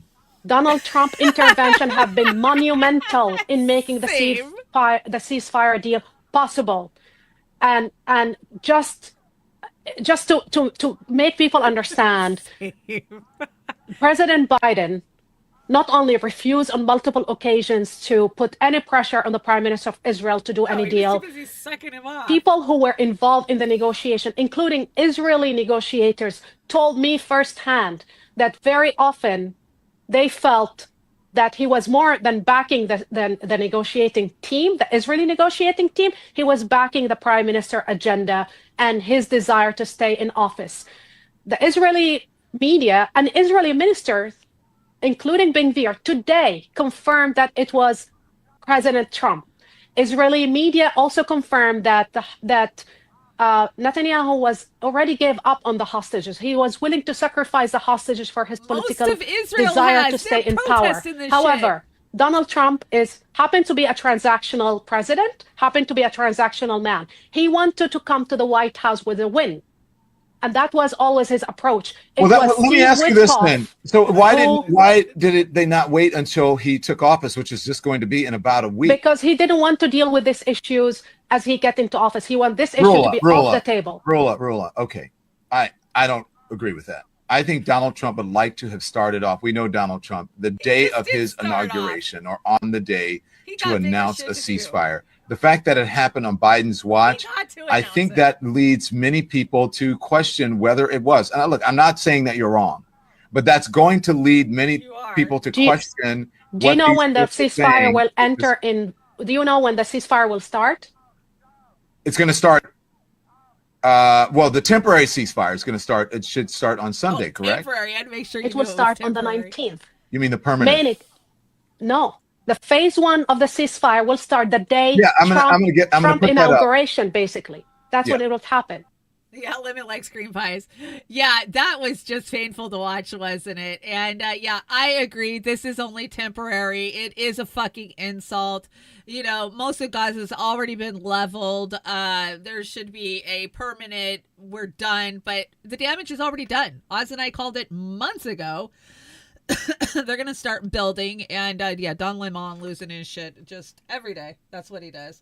Let's check in on the wildfires. There has been a warning issued for today of potentially high dangerous winds of up to 100 miles an hour again in Santa Ana winds. So peeps in California, be safe, be ready to run. Gavin Newsom says the only way for everyone to be truly equal is if everyone is homeless. Oh, that's terrible. And hey, Jake, why did you cancel my fire insurance? Because it's cheaper to build a smart city over empty lots. Oh, burn, because that's the reality. We're not seeing a lot on the fires anymore, right? It's out of mind. There's bigger things to talk about, like the inauguration. I like what this woman has to say. I think this was California. Is that Matthew Perry's stepdad? What is his name? Morrison, something like that. Check it out. Think it was an arson, or do you think it was unintentional? Fuck you who's doing this. I know I'm going to get a lot of trouble for saying this. I was listening to someone, their home was worth $4.5 million. The assurance came back and offered them $800,000. The majority of these people will never see the light of day. California is rich in lithium deposits. Lithium is used in what? Electric batteries. Smart cities are going to take over. They want to build controlled cities. I didn't realize there was music in the background. But yeah, everything she's saying there is true. Can you imagine you have a $4 million house. It's appraised at $4 million. And if they come in and they offer you $800,000. Like, okay, well, here you go. That's all you get. I mean, and to most of us, $800,000, that's insane. That's a lot of fucking money. But when you think you have you're paying taxes on a $4 million house, right? Doesn't make sense. Black Swan. Yeah, it definitely like a black swan. Moving on. Oh, did you see this yesterday? This is just freaking this is the different one. Okay, so guess what? You're still paying taxes. It doesn't matter if it's a pile of rubble. And this is North Carolina's auditor is pissed because they're falling short on collecting taxes on the pile of rubble that people are having to live in tents on. This is just gross, beyond gross. I saw somebody say in the chat earlier, think you own your house? Go ahead and stop paying taxes. See if you truly own your house. We don't own shit in this country. Don't pay taxes every year and buy your tabs for your car. See if you can drive your car. Don't pay taxes on your property. You have no more property. You don't own anything. Why are we working this hard to own fucking nothing? Why? Because we're slaves. Say the county is going to have to take unexpected mid-year reductions due to a loss of revenue. She says their biggest loss is from property tax collections. We are way under collecting where we should be at this point. We are normally at about a 99.7, 99.9% collection rate, and we are falling way short of that. And taking a look at their economic conditions, in October, the county went from having the state's lowest unemployment rate to the highest. New construction is down significantly, as are both sales and occupancy tax. Right now, the county's budget for this fiscal year is $444.6 million. Their biggest expense by cost is salaries and benefits. To help on that front, there is a hiring freeze for county employees and the sheriff's office. While there are 89 vacancies and no estimate for when the freeze will end, this should save around $4.2 million. The county is also asking both Asheville City and Buncombe County schools to each give up 4% of what the county normally provides. The kids aren't suffering enough. This means that Asheville City could lose around $718,000, and Buncombe County schools could lose close to $4 million, right in the middle of their school years. The reality of it is the 4% is going to hit both districts incredibly hard. There's no way around it. We understand that the county commissioners are going to consider a decision that they would rather not consider. No, but at the same time, a significant cut to our budget potentially could significantly impact our ability to serve our students and families.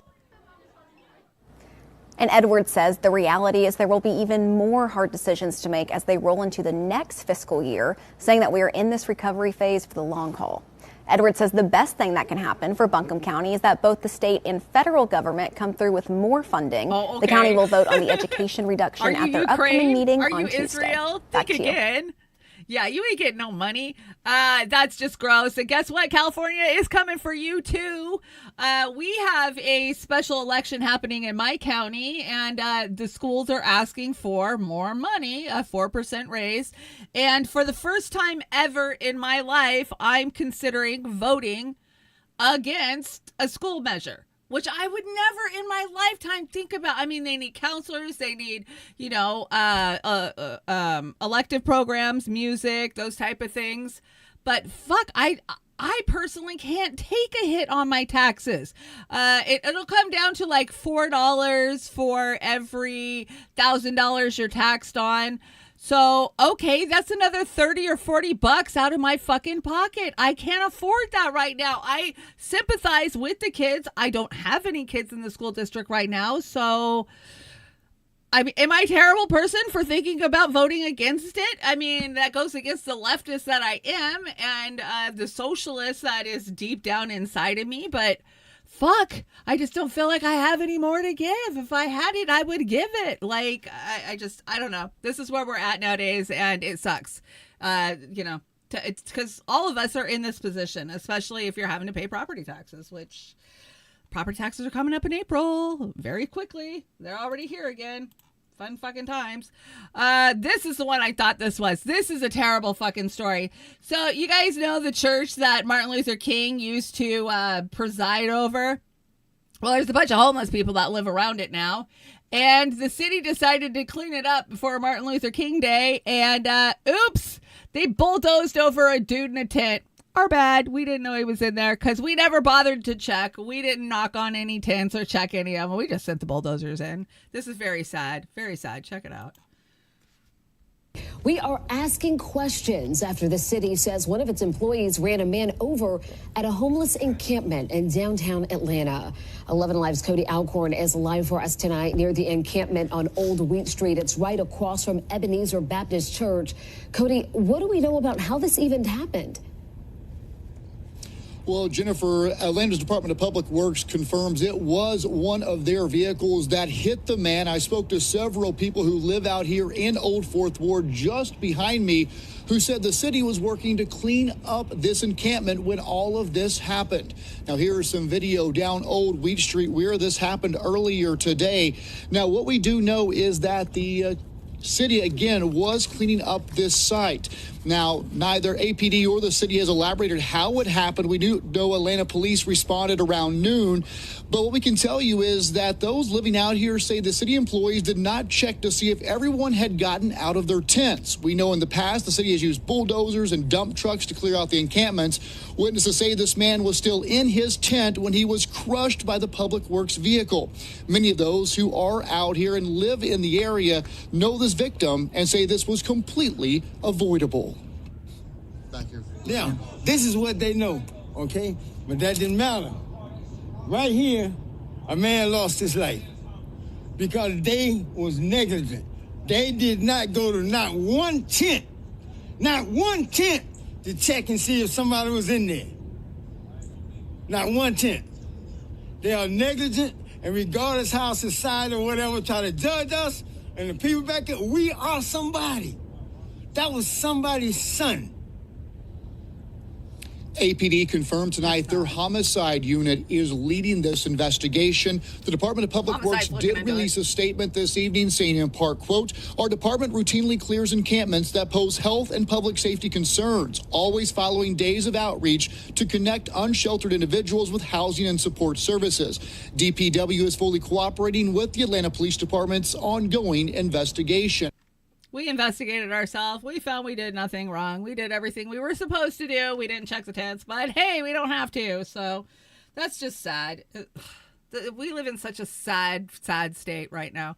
Let's see. A shithole is an astronomically wealthy nation that refuses to provide health care for all people. A shithole is a very wealthy country that refuses to guarantee access to clean drinking water and heat for schools in the winter. A shithole is a nation that has enough wealth to end poverty, but allows money to be hoarded by a small few. And the small few are having a hell of a party today, are they not? And this has been hanging out on the deck for like 3 weeks now. This is your fuck off pie for Monday morning, and the fuck off goes to Dr. Oz, because this shit is just gross. Listen to this. Now, when you go home today, what should you do? I think you ought to think about 15-minute physicals. Your local hospitals will fund these. They're incredibly inexpensive to run. You can screen thousands of people for almost nothing, and you allow a conversation to take place in more of a festival-like setting. It's not scary. And I mentioned earlier that almost everybody who comes to our 15-minute physicals has a job, but a lot don't have insurance. Give them a way of crawling back out of the abyss of darkness, of fear over not having the help they need, and give them an opportunity, because they don't have the right to health, but they have the right to access, a chance to get that health. You don't have the right to health, but you have the right to access.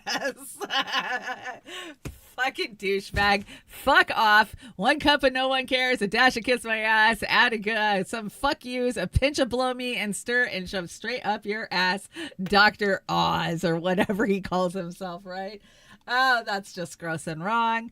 Trying to eat food these days. Yeah, it's tough, guys. I'm trying so hard, being on chemo and cancer feeds on sugar and carbohydrates. So I'm trying to walk this line of living in the trailer park and living on food bank food, but not eating the crap.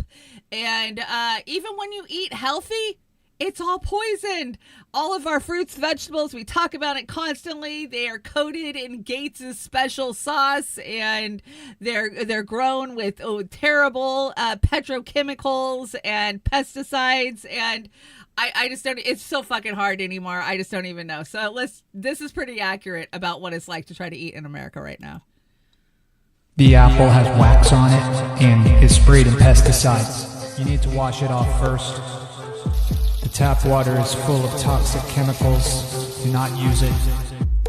The pitcher is made of plastic. It's leaching contaminants into the water. The paper towels are made using bleach. Do not use them. Do not use the paper towels. That rag was washed with toxic laundry detergent. It's in the fabric. The soil is devoid of all nutrients. The apple will have no nutritional value.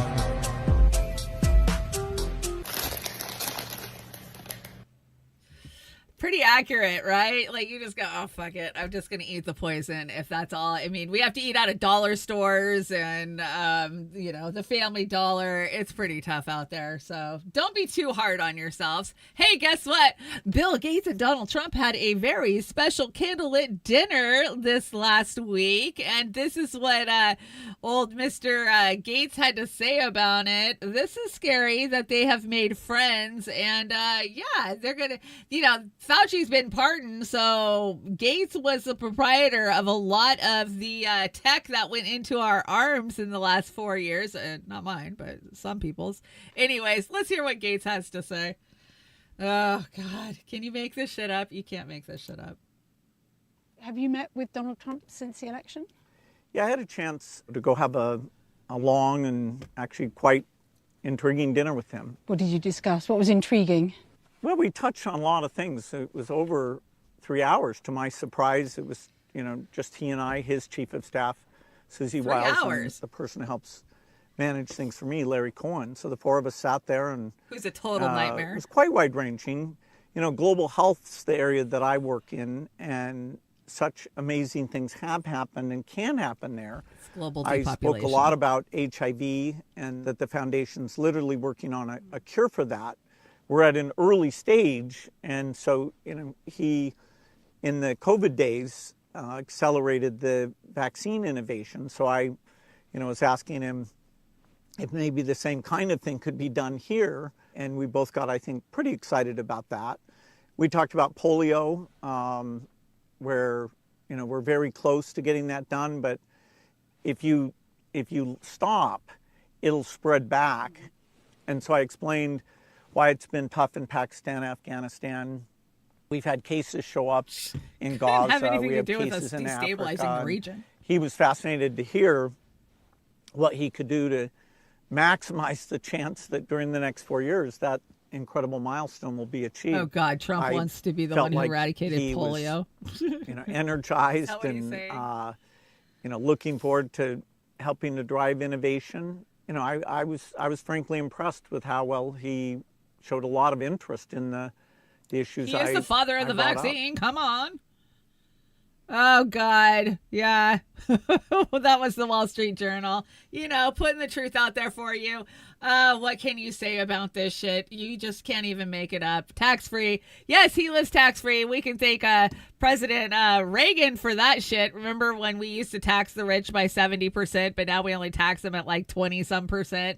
Yes, that's right. You and I pay more taxes than these guys. He's so bad at lying. He really is, right? Like when you said he didn't know Epstein. Yeah, I don't know that guy. No, I don't even. I have dinner with lots of people. I don't know who that was. No one elected him, right? I love TrueStream. TrueStream tweeted this out and said, God, I wish humanity could get a restraining order against this guy. Wouldn't that be great if we could get restraining orders against these people in general? That would be, the forgotten Epstein files. Is Trump going to release them? I highly doubt it, right? What is this? Oh, but good news. Good news here. Scientists discovered that cockroach milk is 4 times more nutritious than cow milk. Oh, God. If you've ever lived with these big ass cockroaches, like you guys know, I lived in the South for a while, and they look just like that. They're big, like motherfuckers. Ew, ew, ew. Like, are you going to drink the cockroach milk? It's better than the almond milk. Let's stop supporting the Resnicks. Switch over to cockroach milk. All of you leftists in California, this is a good idea for you. Oh, so gross. Oh, God. Can you imagine? Oh, that just makes me want to throw up thinking about it. Urgent warning for travelers. Did you guys see this shit? Over new outbreak of terrifying eye bleeding disease that's already killed 8. So some people have been marked safe from the eye bleeding disease. What is the eye bleeding disease? Let's check it out. I brought you guys a little article. Here we go. Apparently I need to recenter this, so let me recenter it real fast. There we go. Let's zoom out. Well, why can't I see the whole thing? What is going on here? Zoom in, zoom out. Anyways, I gotta mess around with that. But it's a hemorrhagic fever. It's in the family of Ebola. We've talked about Marburg virus. And it's killed 8 in Rwanda. Now, much like what we saw with COVID, they start out kind of quiet. You hear a couple of blips here and there on the news that there's something going on in another country. And then all of a sudden, it's a problem. Now, remember, Tedros and his little friends over at the WHO have been telling us for the last, 6 weeks that you just wait till after the inauguration. Remember, Peter Hotez was telling us there's bad stuff coming. And maybe this is it. How scary would that be if it's a Ebola type of virus that they send for us? I mean, the last one, the death rate on it, like Jimmy Dore always says, was nothing really. Like it was, compared to the flu. This one could fuck a lot of people up, and that's scary. That is super scary to me. Now I'm probably going to have to fix this. Of course I'm going to have to fix it. I tried. Let's see. Here we go. Did I get it? Did I get the whole thing? Nope, I gotta zoom out. Look at me, Oz. Look at me go. Oz should be so proud. Oz taught me everything I know. Boom. There you go. I am the engineer extraordinaire this morning. Let's see. Moving on. We're only halfway through this deck. We're gonna get there. Amazon Basic, Amazon Prime. Holy crap, look at his girlfriend. Did they get married yet? Look at what she looked like pre his money. Look at the boob job, the nose job, the lip job, the fake hair, the fake tan. Oh my gosh, it's a Barbie world. And if you have a boyfriend who has all the money in the world, you can look like a Barbie doll too. Amazon will pay a whopping $0 in federal taxes on $11.2 billion profit. It is possible. Is it possible to learn this power? Yeah, it is. It is. You just got to stomp on the backs of others and starve people, and you could be rich too. Did he get a nose job? I think he got a nose job too. Look at how big his honker was before, and now look at it. Well, when you got all the money to build a yacht, that is, you have it built on the, landlocked, and then you take a couple historic bridges out. Why not get a nose job too? Oh, gross. And, now I messed it up. Now you can't read my memes. Got to be able to read the memes, man. Let's see. Come on. There you go. Now you can read the memes. You're not elite. The first real name is hyper wealthy predator psychopaths. That's what we need to be calling them. Hyper wealthy predator psychopaths. I found this woman very interesting. Listen to what she has to say about the rich. Why don't we study the super rich? We just don't. Hi. I'm a social psychologist, which means that I study the psychology of how humans interact with each other and how we perceive each other in the world around us. And I can tell you that I cannot find any research on the psychology of extreme wealth. As in, I don't think there has ever been a study done on what it's like to cross, let's say, a $500 million threshold, right? I can't find anything. The most I can see is people who make over $150,000 has been classified as people with wealth. But we know in this current reality of multiple billionaires and pushing a trillionaire with Elon Musk is really up there about to do that, or maybe Bezos. We're not even scratching the surface in terms of like what the psychology of extreme wealth even looks like. And we do know that money does very much have an effect on your psychology. So we have a shit ton of data on how poverty affects your psychology. We have that. And oftentimes we will use that sometimes to perhaps try to enforce narratives around blaming people who are in poverty for their status. It's like, oh, well, they can't conceptualize of long-term goals, so that's why they're in poverty.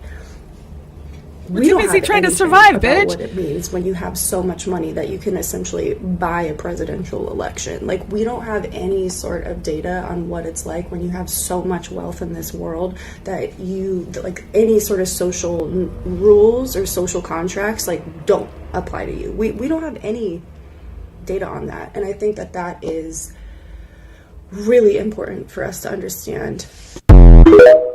Oh, man. No, and why is that? Why is that? Because the rich don't want us studying them. We know they're psychopaths. That's nothing new.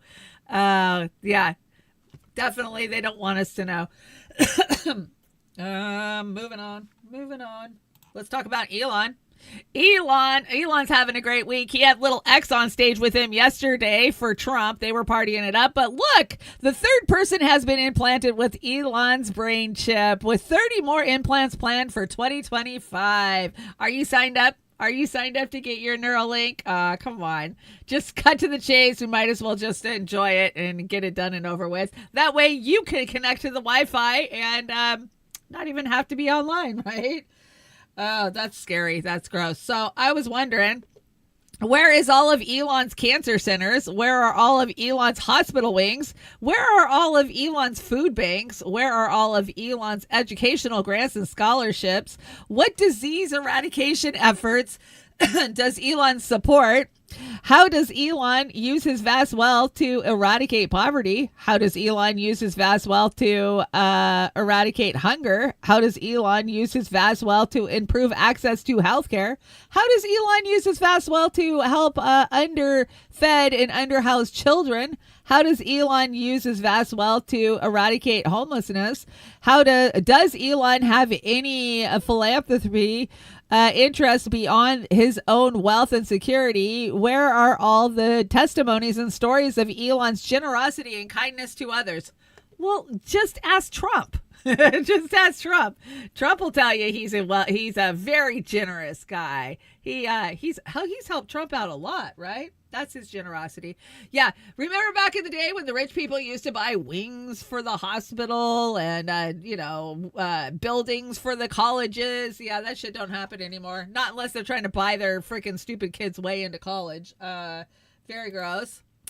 And I told you so. Hunter's laptop, I told you so. mRNA vax, yeah, told you so. Pandemic, told you so. Lockdowns, I did tell you so. Ivermectin, told you so. Hydroxyquin, told you so. Face mask, useless, I told you so.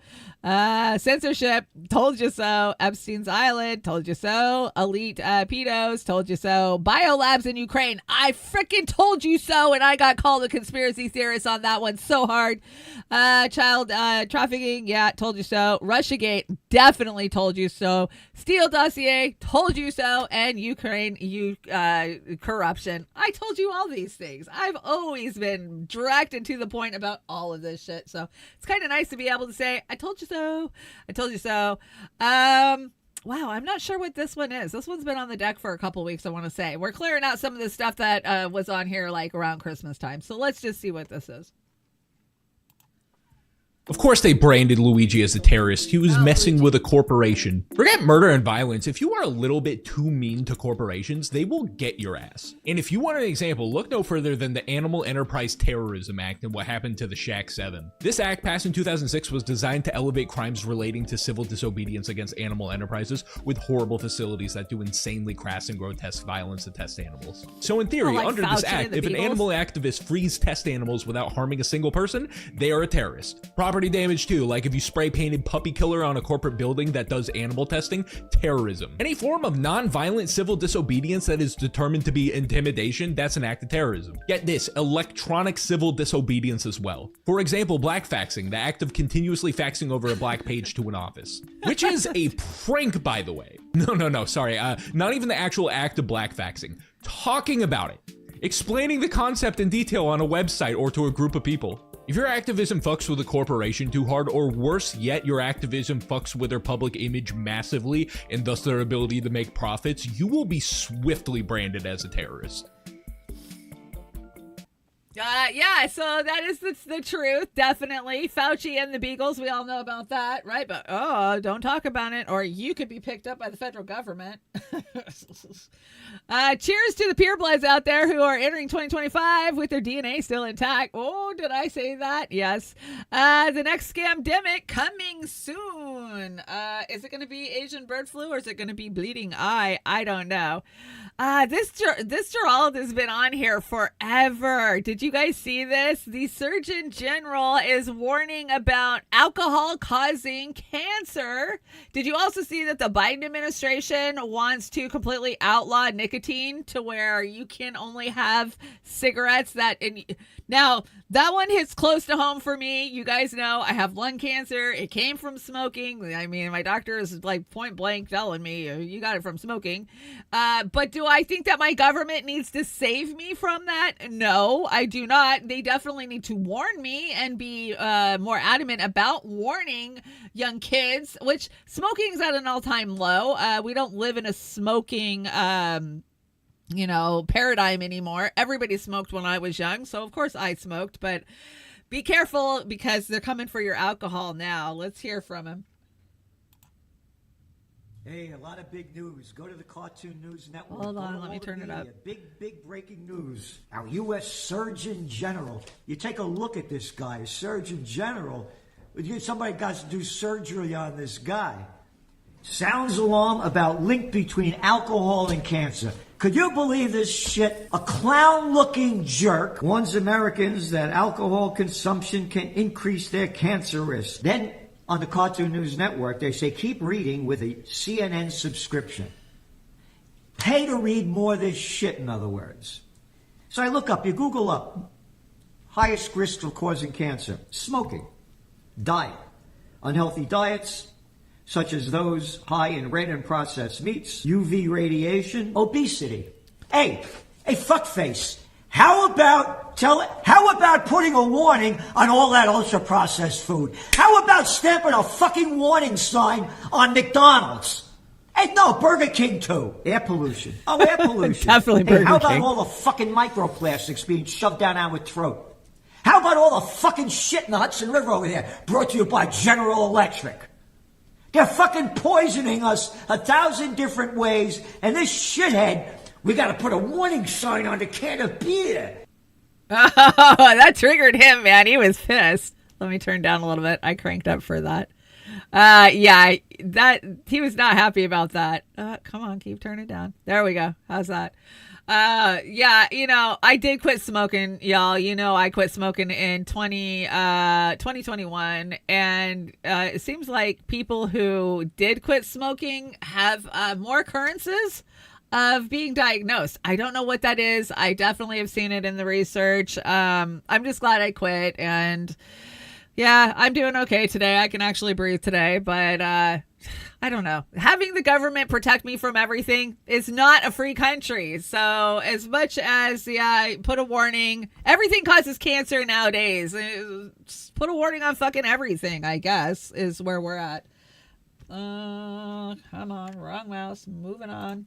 What is this? Today's weather has scattered aluminum patches of barium and a fair chance of ethylene dibromide with polymer fibers. Every day I look up and I see the chemtrails and I just think, how do people not look up and see that shit? It is not normal. I actually saw a normal plane in the sky yesterday, though. I was kind of shocked. One where its trail actually dissipates and doesn't turn into a gray haze and a weird cloud. There's some reports right now that the whole entire world is engulfed in this like gray cloud. Did you see this? Yeah, I didn't have time to research it. I just saw it this morning. I was like, well, that seems kind of weird. 27 communities have ended fluoride since the court ruling. Oh, check that out. A couple in Oregon, Texas, a couple in Texas. Wow. Florida seems to be leading the country on getting rid of fluoride. That's smart. Chicago, that's smart. North Carolina, looks like Tennessee, Colorado. Hey, you're in there. Wyoming, you're in there too. Utah, good for you. Pennsylvania, a couple of above on the eastern seaboard, but definitely not Washington. Washington, yeah, no, we got to keep that shit in there. Drink that fluoride. And this one, the clothes, the used clothes. What happens to all of our clothes that we throw away, right?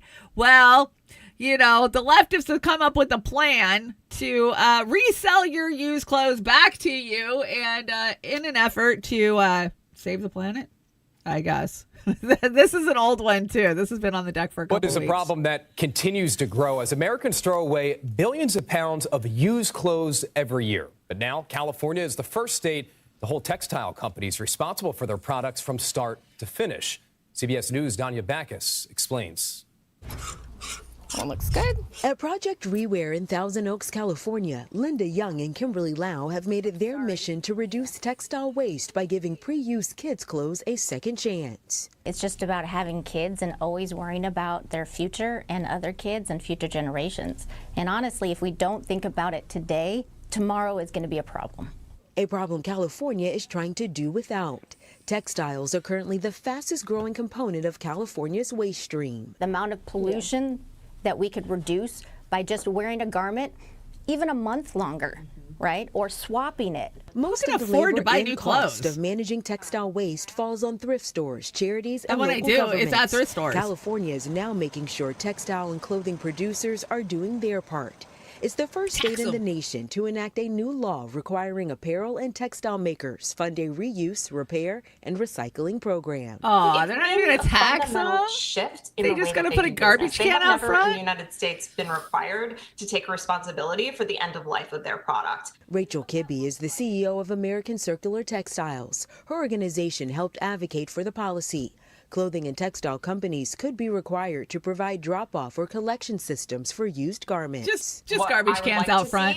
No taxes. Like this is a huge network of resale and thrifting and repair. Oh, so Goodwill can make more money off of us. Into any store, and a lot of the clothing could be resold. We're always trying to find ways to reduce everything. Kimberly and Linda see the law as in line with their work to decrease the amount of clothes going to landfills. It means that there's responsibility from the... Oh, bullshit. You're just trying to get rich. You're not trying to help anything. If you were trying to help something, that would be a free store. Have you ever been to a free store? I have. Our next county over has a community free store. It's like a thrift store. It's big. You go in there. It's open certain hours. And if you find something you like, you take it. You fucking take it. It's the greatest thing ever. If I had the space, if I had a place to set up a free store, I absolutely would. I have a ton of shit laying around my house that I don't want to throw away. I don't want to give it to the Goodwill so they can mark it up more than it ever was when I first got it. And I would love to just give it away. But, you know, we used to do that on Facebook, but now Facebook Meta Marketplace is such a colluded crap that I don't, plus who knows who you're going to encounter on one of those. Like, I don't know. I save it up until I find people that I know or people that know to give it to them. Like right now, I have a brand new coffee pot that doesn't, you know, I wasn't that impressed with it. So it's back in its box and it could go to somebody who could use it. A friend of mine gave me a pair of really nice leather boots. They're half a size too big. I would love to give them to somebody who needs them. Like, it's shit like that. Like, that's how we survive. Mutual aid. We always say it. But yeah, I just found this bullshit. Okay, we made it to Conspiracy Corner. Gosh darn it, my centering's off. Anyways, let's see what's in the Conspiracy Corner. I'm not sure what this is. Oh, the moon. Do you guys believe that? Do you guys believe the hype you've heard about the moon? Because there's some crazy shit about the moon. When you find out what the scientists actually say about the moon, it's mind blowing. Like just everything this guy says is backed up by science. I will tell you that because I've done enough studying on it. So check it out. If you didn't know these things, it might blow your mind. Wouldn't it be crazy if it's much easier to explain the non-existence of the moon than its existence? That's not me, by the way. That's a NASA scientist. So, yeah. And wouldn't it be crazy if to this day, scientists around the world have no consensus on how the moon was actually formed? And I guess it'd be kind of crazy if moon rocks and soil samples from the moon don't really make any sense because the older rocks are on top of the younger rocks. Isn't that weird? So the soil on the surface is older than the soil beneath it, which only happens on Earth during like massive mining or drilling projects. Yep. Maybe a big explosion. Furthermore, the density of the moon is reversed. Then it makes no sense. Like every other planetary object, it gets denser towards the core. The moon, it's reversed. The density is higher on the surface. And I guess it'd be kind of crazy if uranium-236 and neptunium-237 are found on the moon. These are not naturally occurring elements. They only occur when we radioactively create them.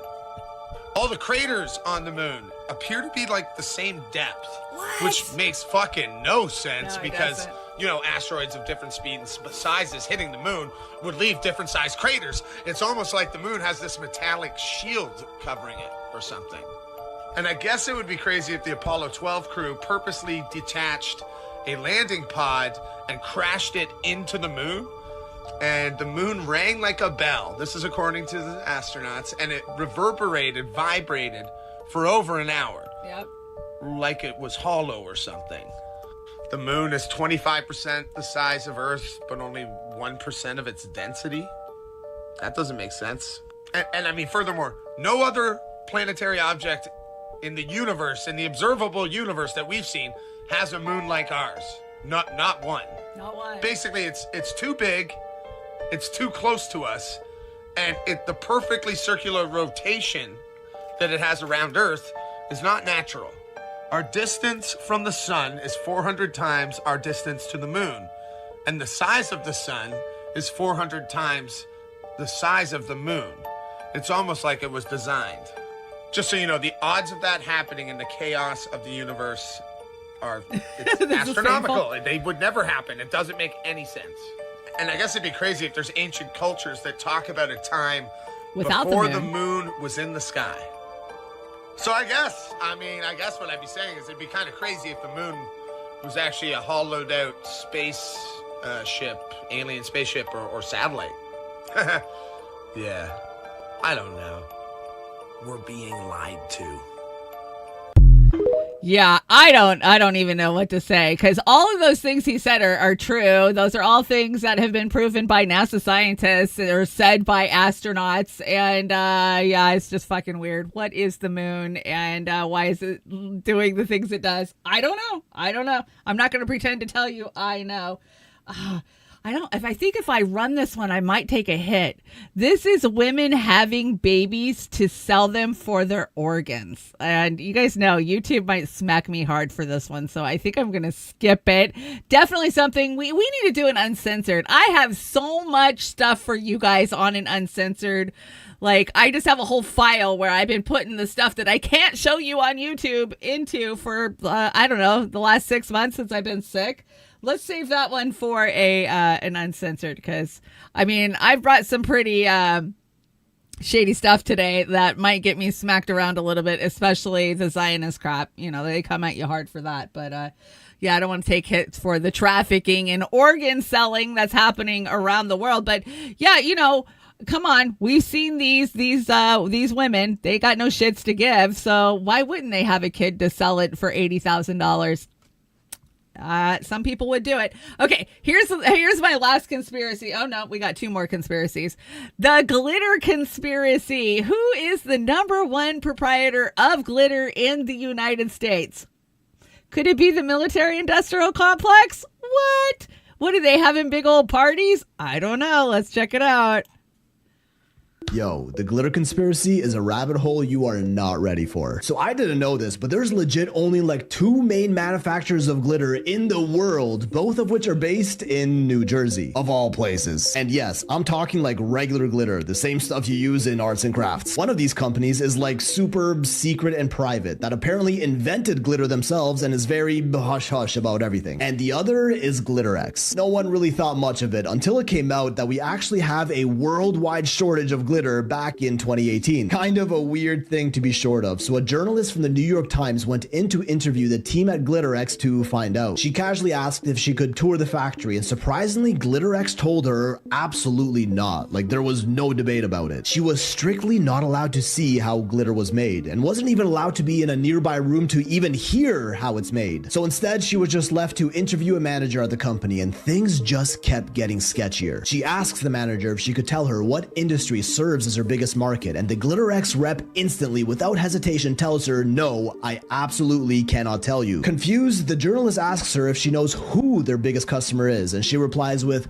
oh god, yes, and you would never guess it. Let's just leave it at that. Asking why she can't talk about it, she responds by saying because they don't want anyone to know that it is glitter, and that if you looked at it, you wouldn't even know that it's glitter. The journalist then asks if you'd even be able to see the glitter at all in the finished product, to which the manager replies, oh, you'd be able to see something, but it's, yeah, I can't. And this interview single-handedly sparked the great glitter rabbit hole of the internet. Apparently, these clients that purchase glitter are all under a very strict confidentiality clause with GlitterX. They really do not want people to know that their products are made from the sparkly stuff. The industry these products are part of is clearly massive, yet no one knows what it is. Somebody tell me! What even is glitter? By definition, it is aluminum metallized polyethylene terephthalate, essentially plastic that has been aluminized and shredded into tiny specks that sparkle. And it's used in a lot of things, from credit cards, passports, currency, football helmets, cosmetics, jet skis, granite countertops, even toothpaste, allegedly. But none of these are quite big enough to be this top industry buyer of glitter. One of the leading theories is that this biggest glitter industry is for boat paint, which many manufacturers do admit they use it in their boats. And they don't want people to know about it because of how much microplastics in the glitter these boats are really dumping into the ocean, which is a hot topic these days and is why they'd want to keep it such a secret. Others claim that it's being dumped into beaches to make the sand sparkle, or that it's just Crest toothpaste and we're rubbing the microplastics directly into our gums, as well as for use in military applications, which would obviously be highly classified. And this is where the theory takes Philadelphia Project. Remember that super secret company that basically founded glitter? The other New Jersey company that isn't GlitterX? Turns out they're actually not as big of a secret as they'd like to be, called Meadowbrook Inventions, which was founded by Henry F. Rushman, a German-American machinist who invented modern glitter in the 1930s, and also happened to be part of the Manhattan Project, the highly classified operation that created the atom bomb. So the guy who invented glitter also helped create the world's first nuclear weapon. Who would have known? Meadowbrook's machines that make glitter are also commonly used for government contracts for products like rocket fuel, airplane brake shoes, and anti-radar chaff, which are chopped up fibers they shoot out of military planes that can block radar, redirect heat-seeking missiles, and can even be used to simulate poor weather conditions on radar. Good thing the government would never do that. Henry W. Rushman, the son of the original creator, was interviewed and even admitted to what they were really using glitter for all these years, specifically mentioning money, passports, toothpaste, and all those military applications like that anti-radar chaff, and even mentioned it was used in special batteries they produced for a military contractor called Picatinny Arsenal. Batteries that he claimed produce more electricity than any other battery we've ever known, and was pretty quiet about it after that. If there's anything we've learned about the government, it's that they love spending money, and their budget is essentially endless, especially if it's for the military. And given all these military uses of glitter, as well as its founder's roots in the Manhattan Projects and connection to atomic bombs, this one might be our answer. What other industry could be so secret that the New York Times article described it as CIA levels of obfuscation? How about the CIA itself? Perhaps once again the government is behind it all, using the same sparkly powder found in children's art projects for military applications, fighter jets, rocket fuel, money, and passports. Possibly even some new high-tech super battery they don't want the rest of us to know about. What a plot twist that would be if glitter of all things ends up being the government's top secret weapon to control the masses.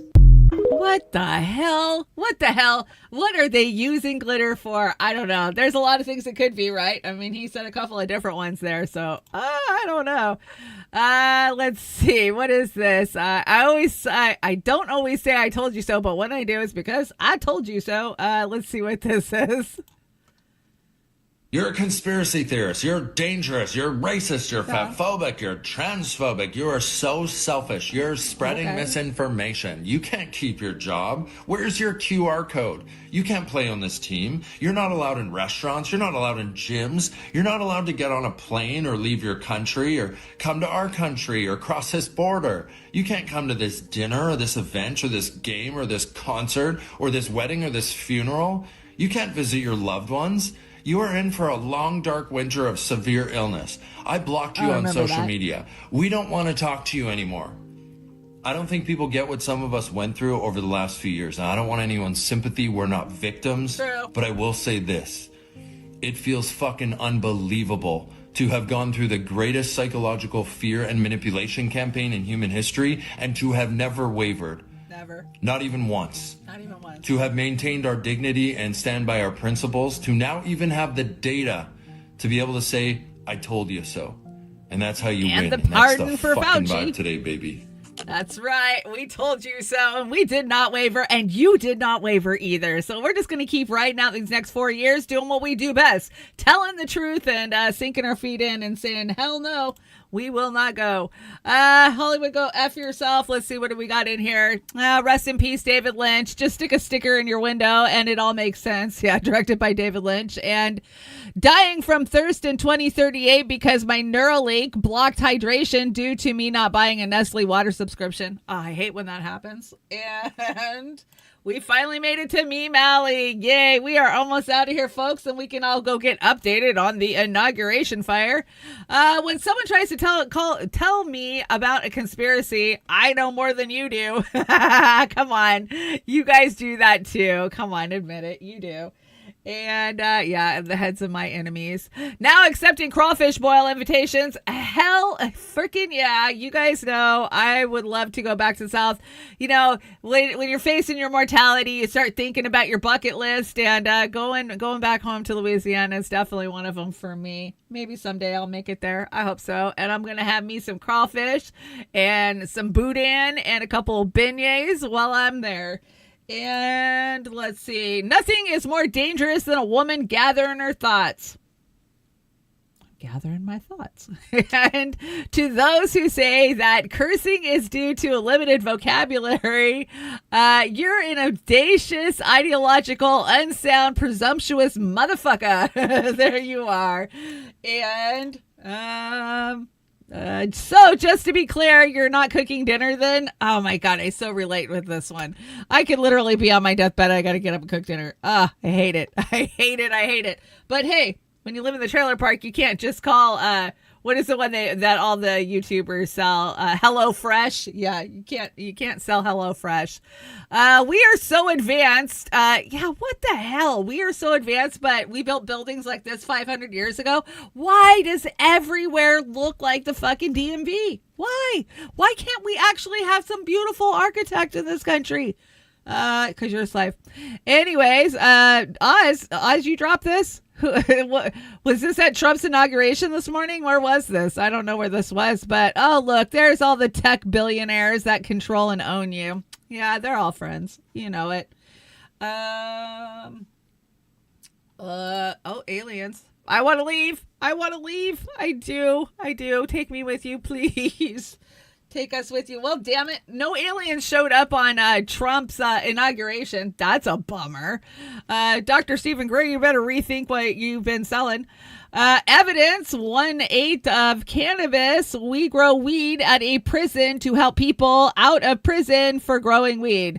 The Last Prisoner Project. Yeah, the hypocrisy and irony of this is just disgusting. Let everybody out who is in on marijuana charges. And did you ever have stirrup pants? Hell yeah. I totally rocked the stirrup pants as a teen. I loved the stirrup pants. Except for they always pull your pants down. That's the problem.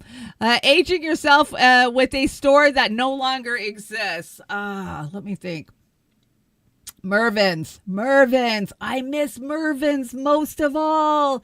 I loved Mervyn's. Mervyn's was my store. What store do you guys miss that was around when you were on Kmart? Mervyn's and Kmart. Those were my two stores, man. Bring them back. Did you guys hear that the very last Kmart in Florida has closed down? No more Kmarts in the country. That's very sad. And let's see, what do we got here? Some of you have never rose up, gathered round, rocked this place to the ground, burn it up, went for broke, watched the night go up in smoke, and it shows. I'm just gonna say it totally shows. And of course, that was Def Leppard. If you had to cook like this, could you do it? Fuck yeah. I could. I love to cook on open fire. I am looking so forward to camping this summer. That is my goals, to be open fire cooking. And yeah, I totally could have survived the Oregon Trail. I know I could. History in school, history as a hobby. That is so true. I hated history in school, but it was the teacher. The teacher was an asshole. He did after school suspension, when you got sent to detention, whatever. And he was my German teacher too. He was just a jerk, a big old fat mean guy. And so yeah, I didn't really like history in school, but I love history now. Like, I can't get enough history now, but History Channel is not history, and we all know that. And we called it 3 on the tree. If you know how to drive one, you're a badass. It's true. It is true. My aunt had a 3 on the tree, and it was hard to drive back in the 80s. But I'll tell you what, us kids figured it out if we wanted to go out. And God, did they even make 3 on the tree for very long? Was that like a 60s type of thing? I think so. Maturing is realizing that you don't need to have fun. Maturing is realizing you don't need fun to have alcohol. Oh, I get it. It's backwards. Yeah. That's the way it used to be. It's not that way for me anymore. Let's see. Some people have money. Some people have beauty. I have cats. I have lots of cats, and I've added another cat. I named him Prince. He's beautiful. Yeah, my house has turned into the cat refuge, and thank you so much, Natalie, for the donation to the Trailer Park Kitty Refuge. We have it looks like Snoopy's doghouse. I love it. It finally came. It's a heated little cat house for outside for the strays, and then I got a plate from my aunt where if they stand on it, or if they sit on it, it warms up. So we're building them a entire shelter outside, and yeah, all the Trailer Park Strays are hanging out at my house. So if you'd like to make a donation to the Trailer Park Strays Cat Fund, please do. I'm gonna have to build me one of those because these guys are pricing me out of house and home. But all these people in the trailer park keep dying, and they leave their cats, and then their people come and they clean their houses out and they just leave the damn cats. And it's 20 degrees outside this morning. I can't leave these cats out there with no food and freezing. I just can't do it. So thank you so much for taking care of the Trailer Park kitties. And cats don't care if you're crazy. No, they don't. Absolutely. And remember how to talk to your cat about gun safety. It's never too late or too early to talk to your cat about gun safety. So make sure you do that. And let's see. David McBride, 50 days until David's appeal, and we are still trying to raise funds for his legal defense. Every dollar counts. Got a spare $10. Please help us out and donate it. You guys go over to his X page. You can donate over there and check out the picture of Julian that was just released this morning by Stella.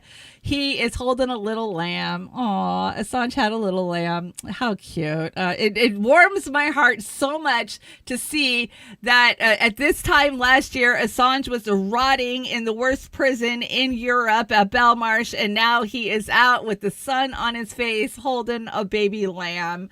What a perfect way to finish this fucked up inauguration day that we find ourselves in. Yeah, was it Christmas? Okay, that picture was Christmas. Oh, I love it. It's just great. It's beautiful. It's a beautiful picture. Anyways, Oz and I are going to be live recapping this crazy week because, come on, let's face it, some crazy shit is going to happen this week. Who knows what's even happened while I've been on air? Did Trump sign some executive orders? We saw a desk sitting on the table, or there was a desk sitting on the stage, so I'm assuming a bunch of orders got signed today. So you're going to have to check in with us on Saturday so we can catch up on all of the craziness and, you know, have a little fun and snark like we always do. You guys always do. Shout out to the 120 of you joining me this morning on multiple platforms. Thank you guys for coming and hanging out for the last 2.5 hours when you could have been watching old Trumpy boy get inaugurated. I appreciate it. Great thumbnail, Oz. Love the hair. Oz always picks great hair for me. And of course, you guys know I am in the fight of my life right now. I just finished chemo. I've got chemo sweats really bad.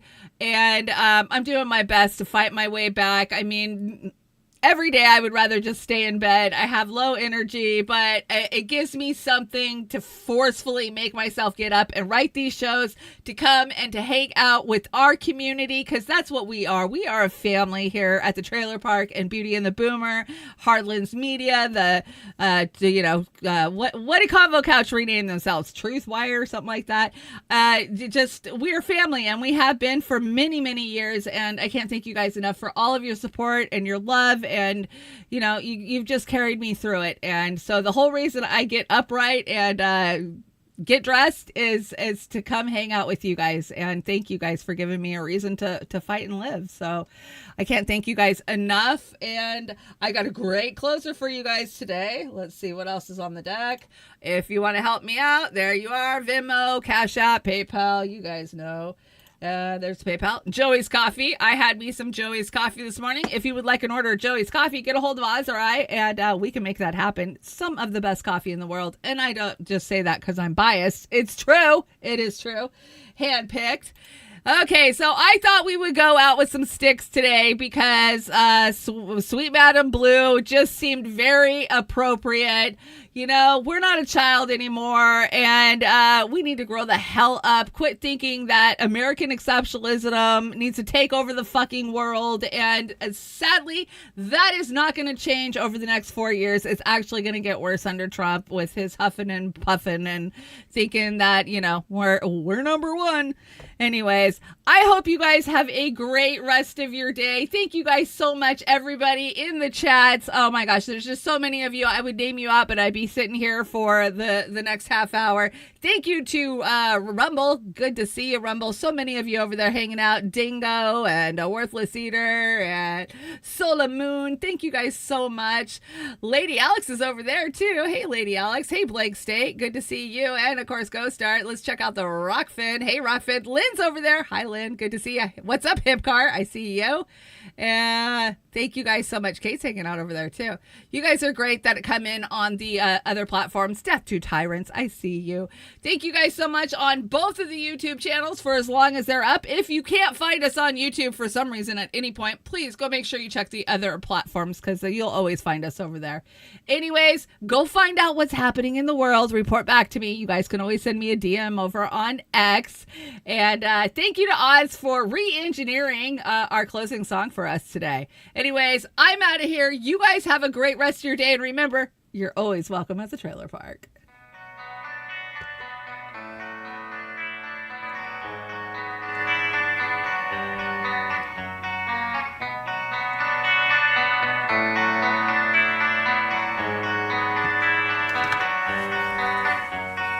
Time after time, I sit and I wait for your call. I know I'm a fool, but what can I say?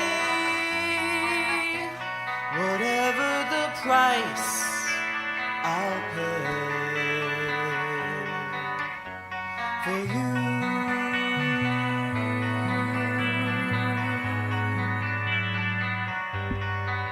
Madam Blue.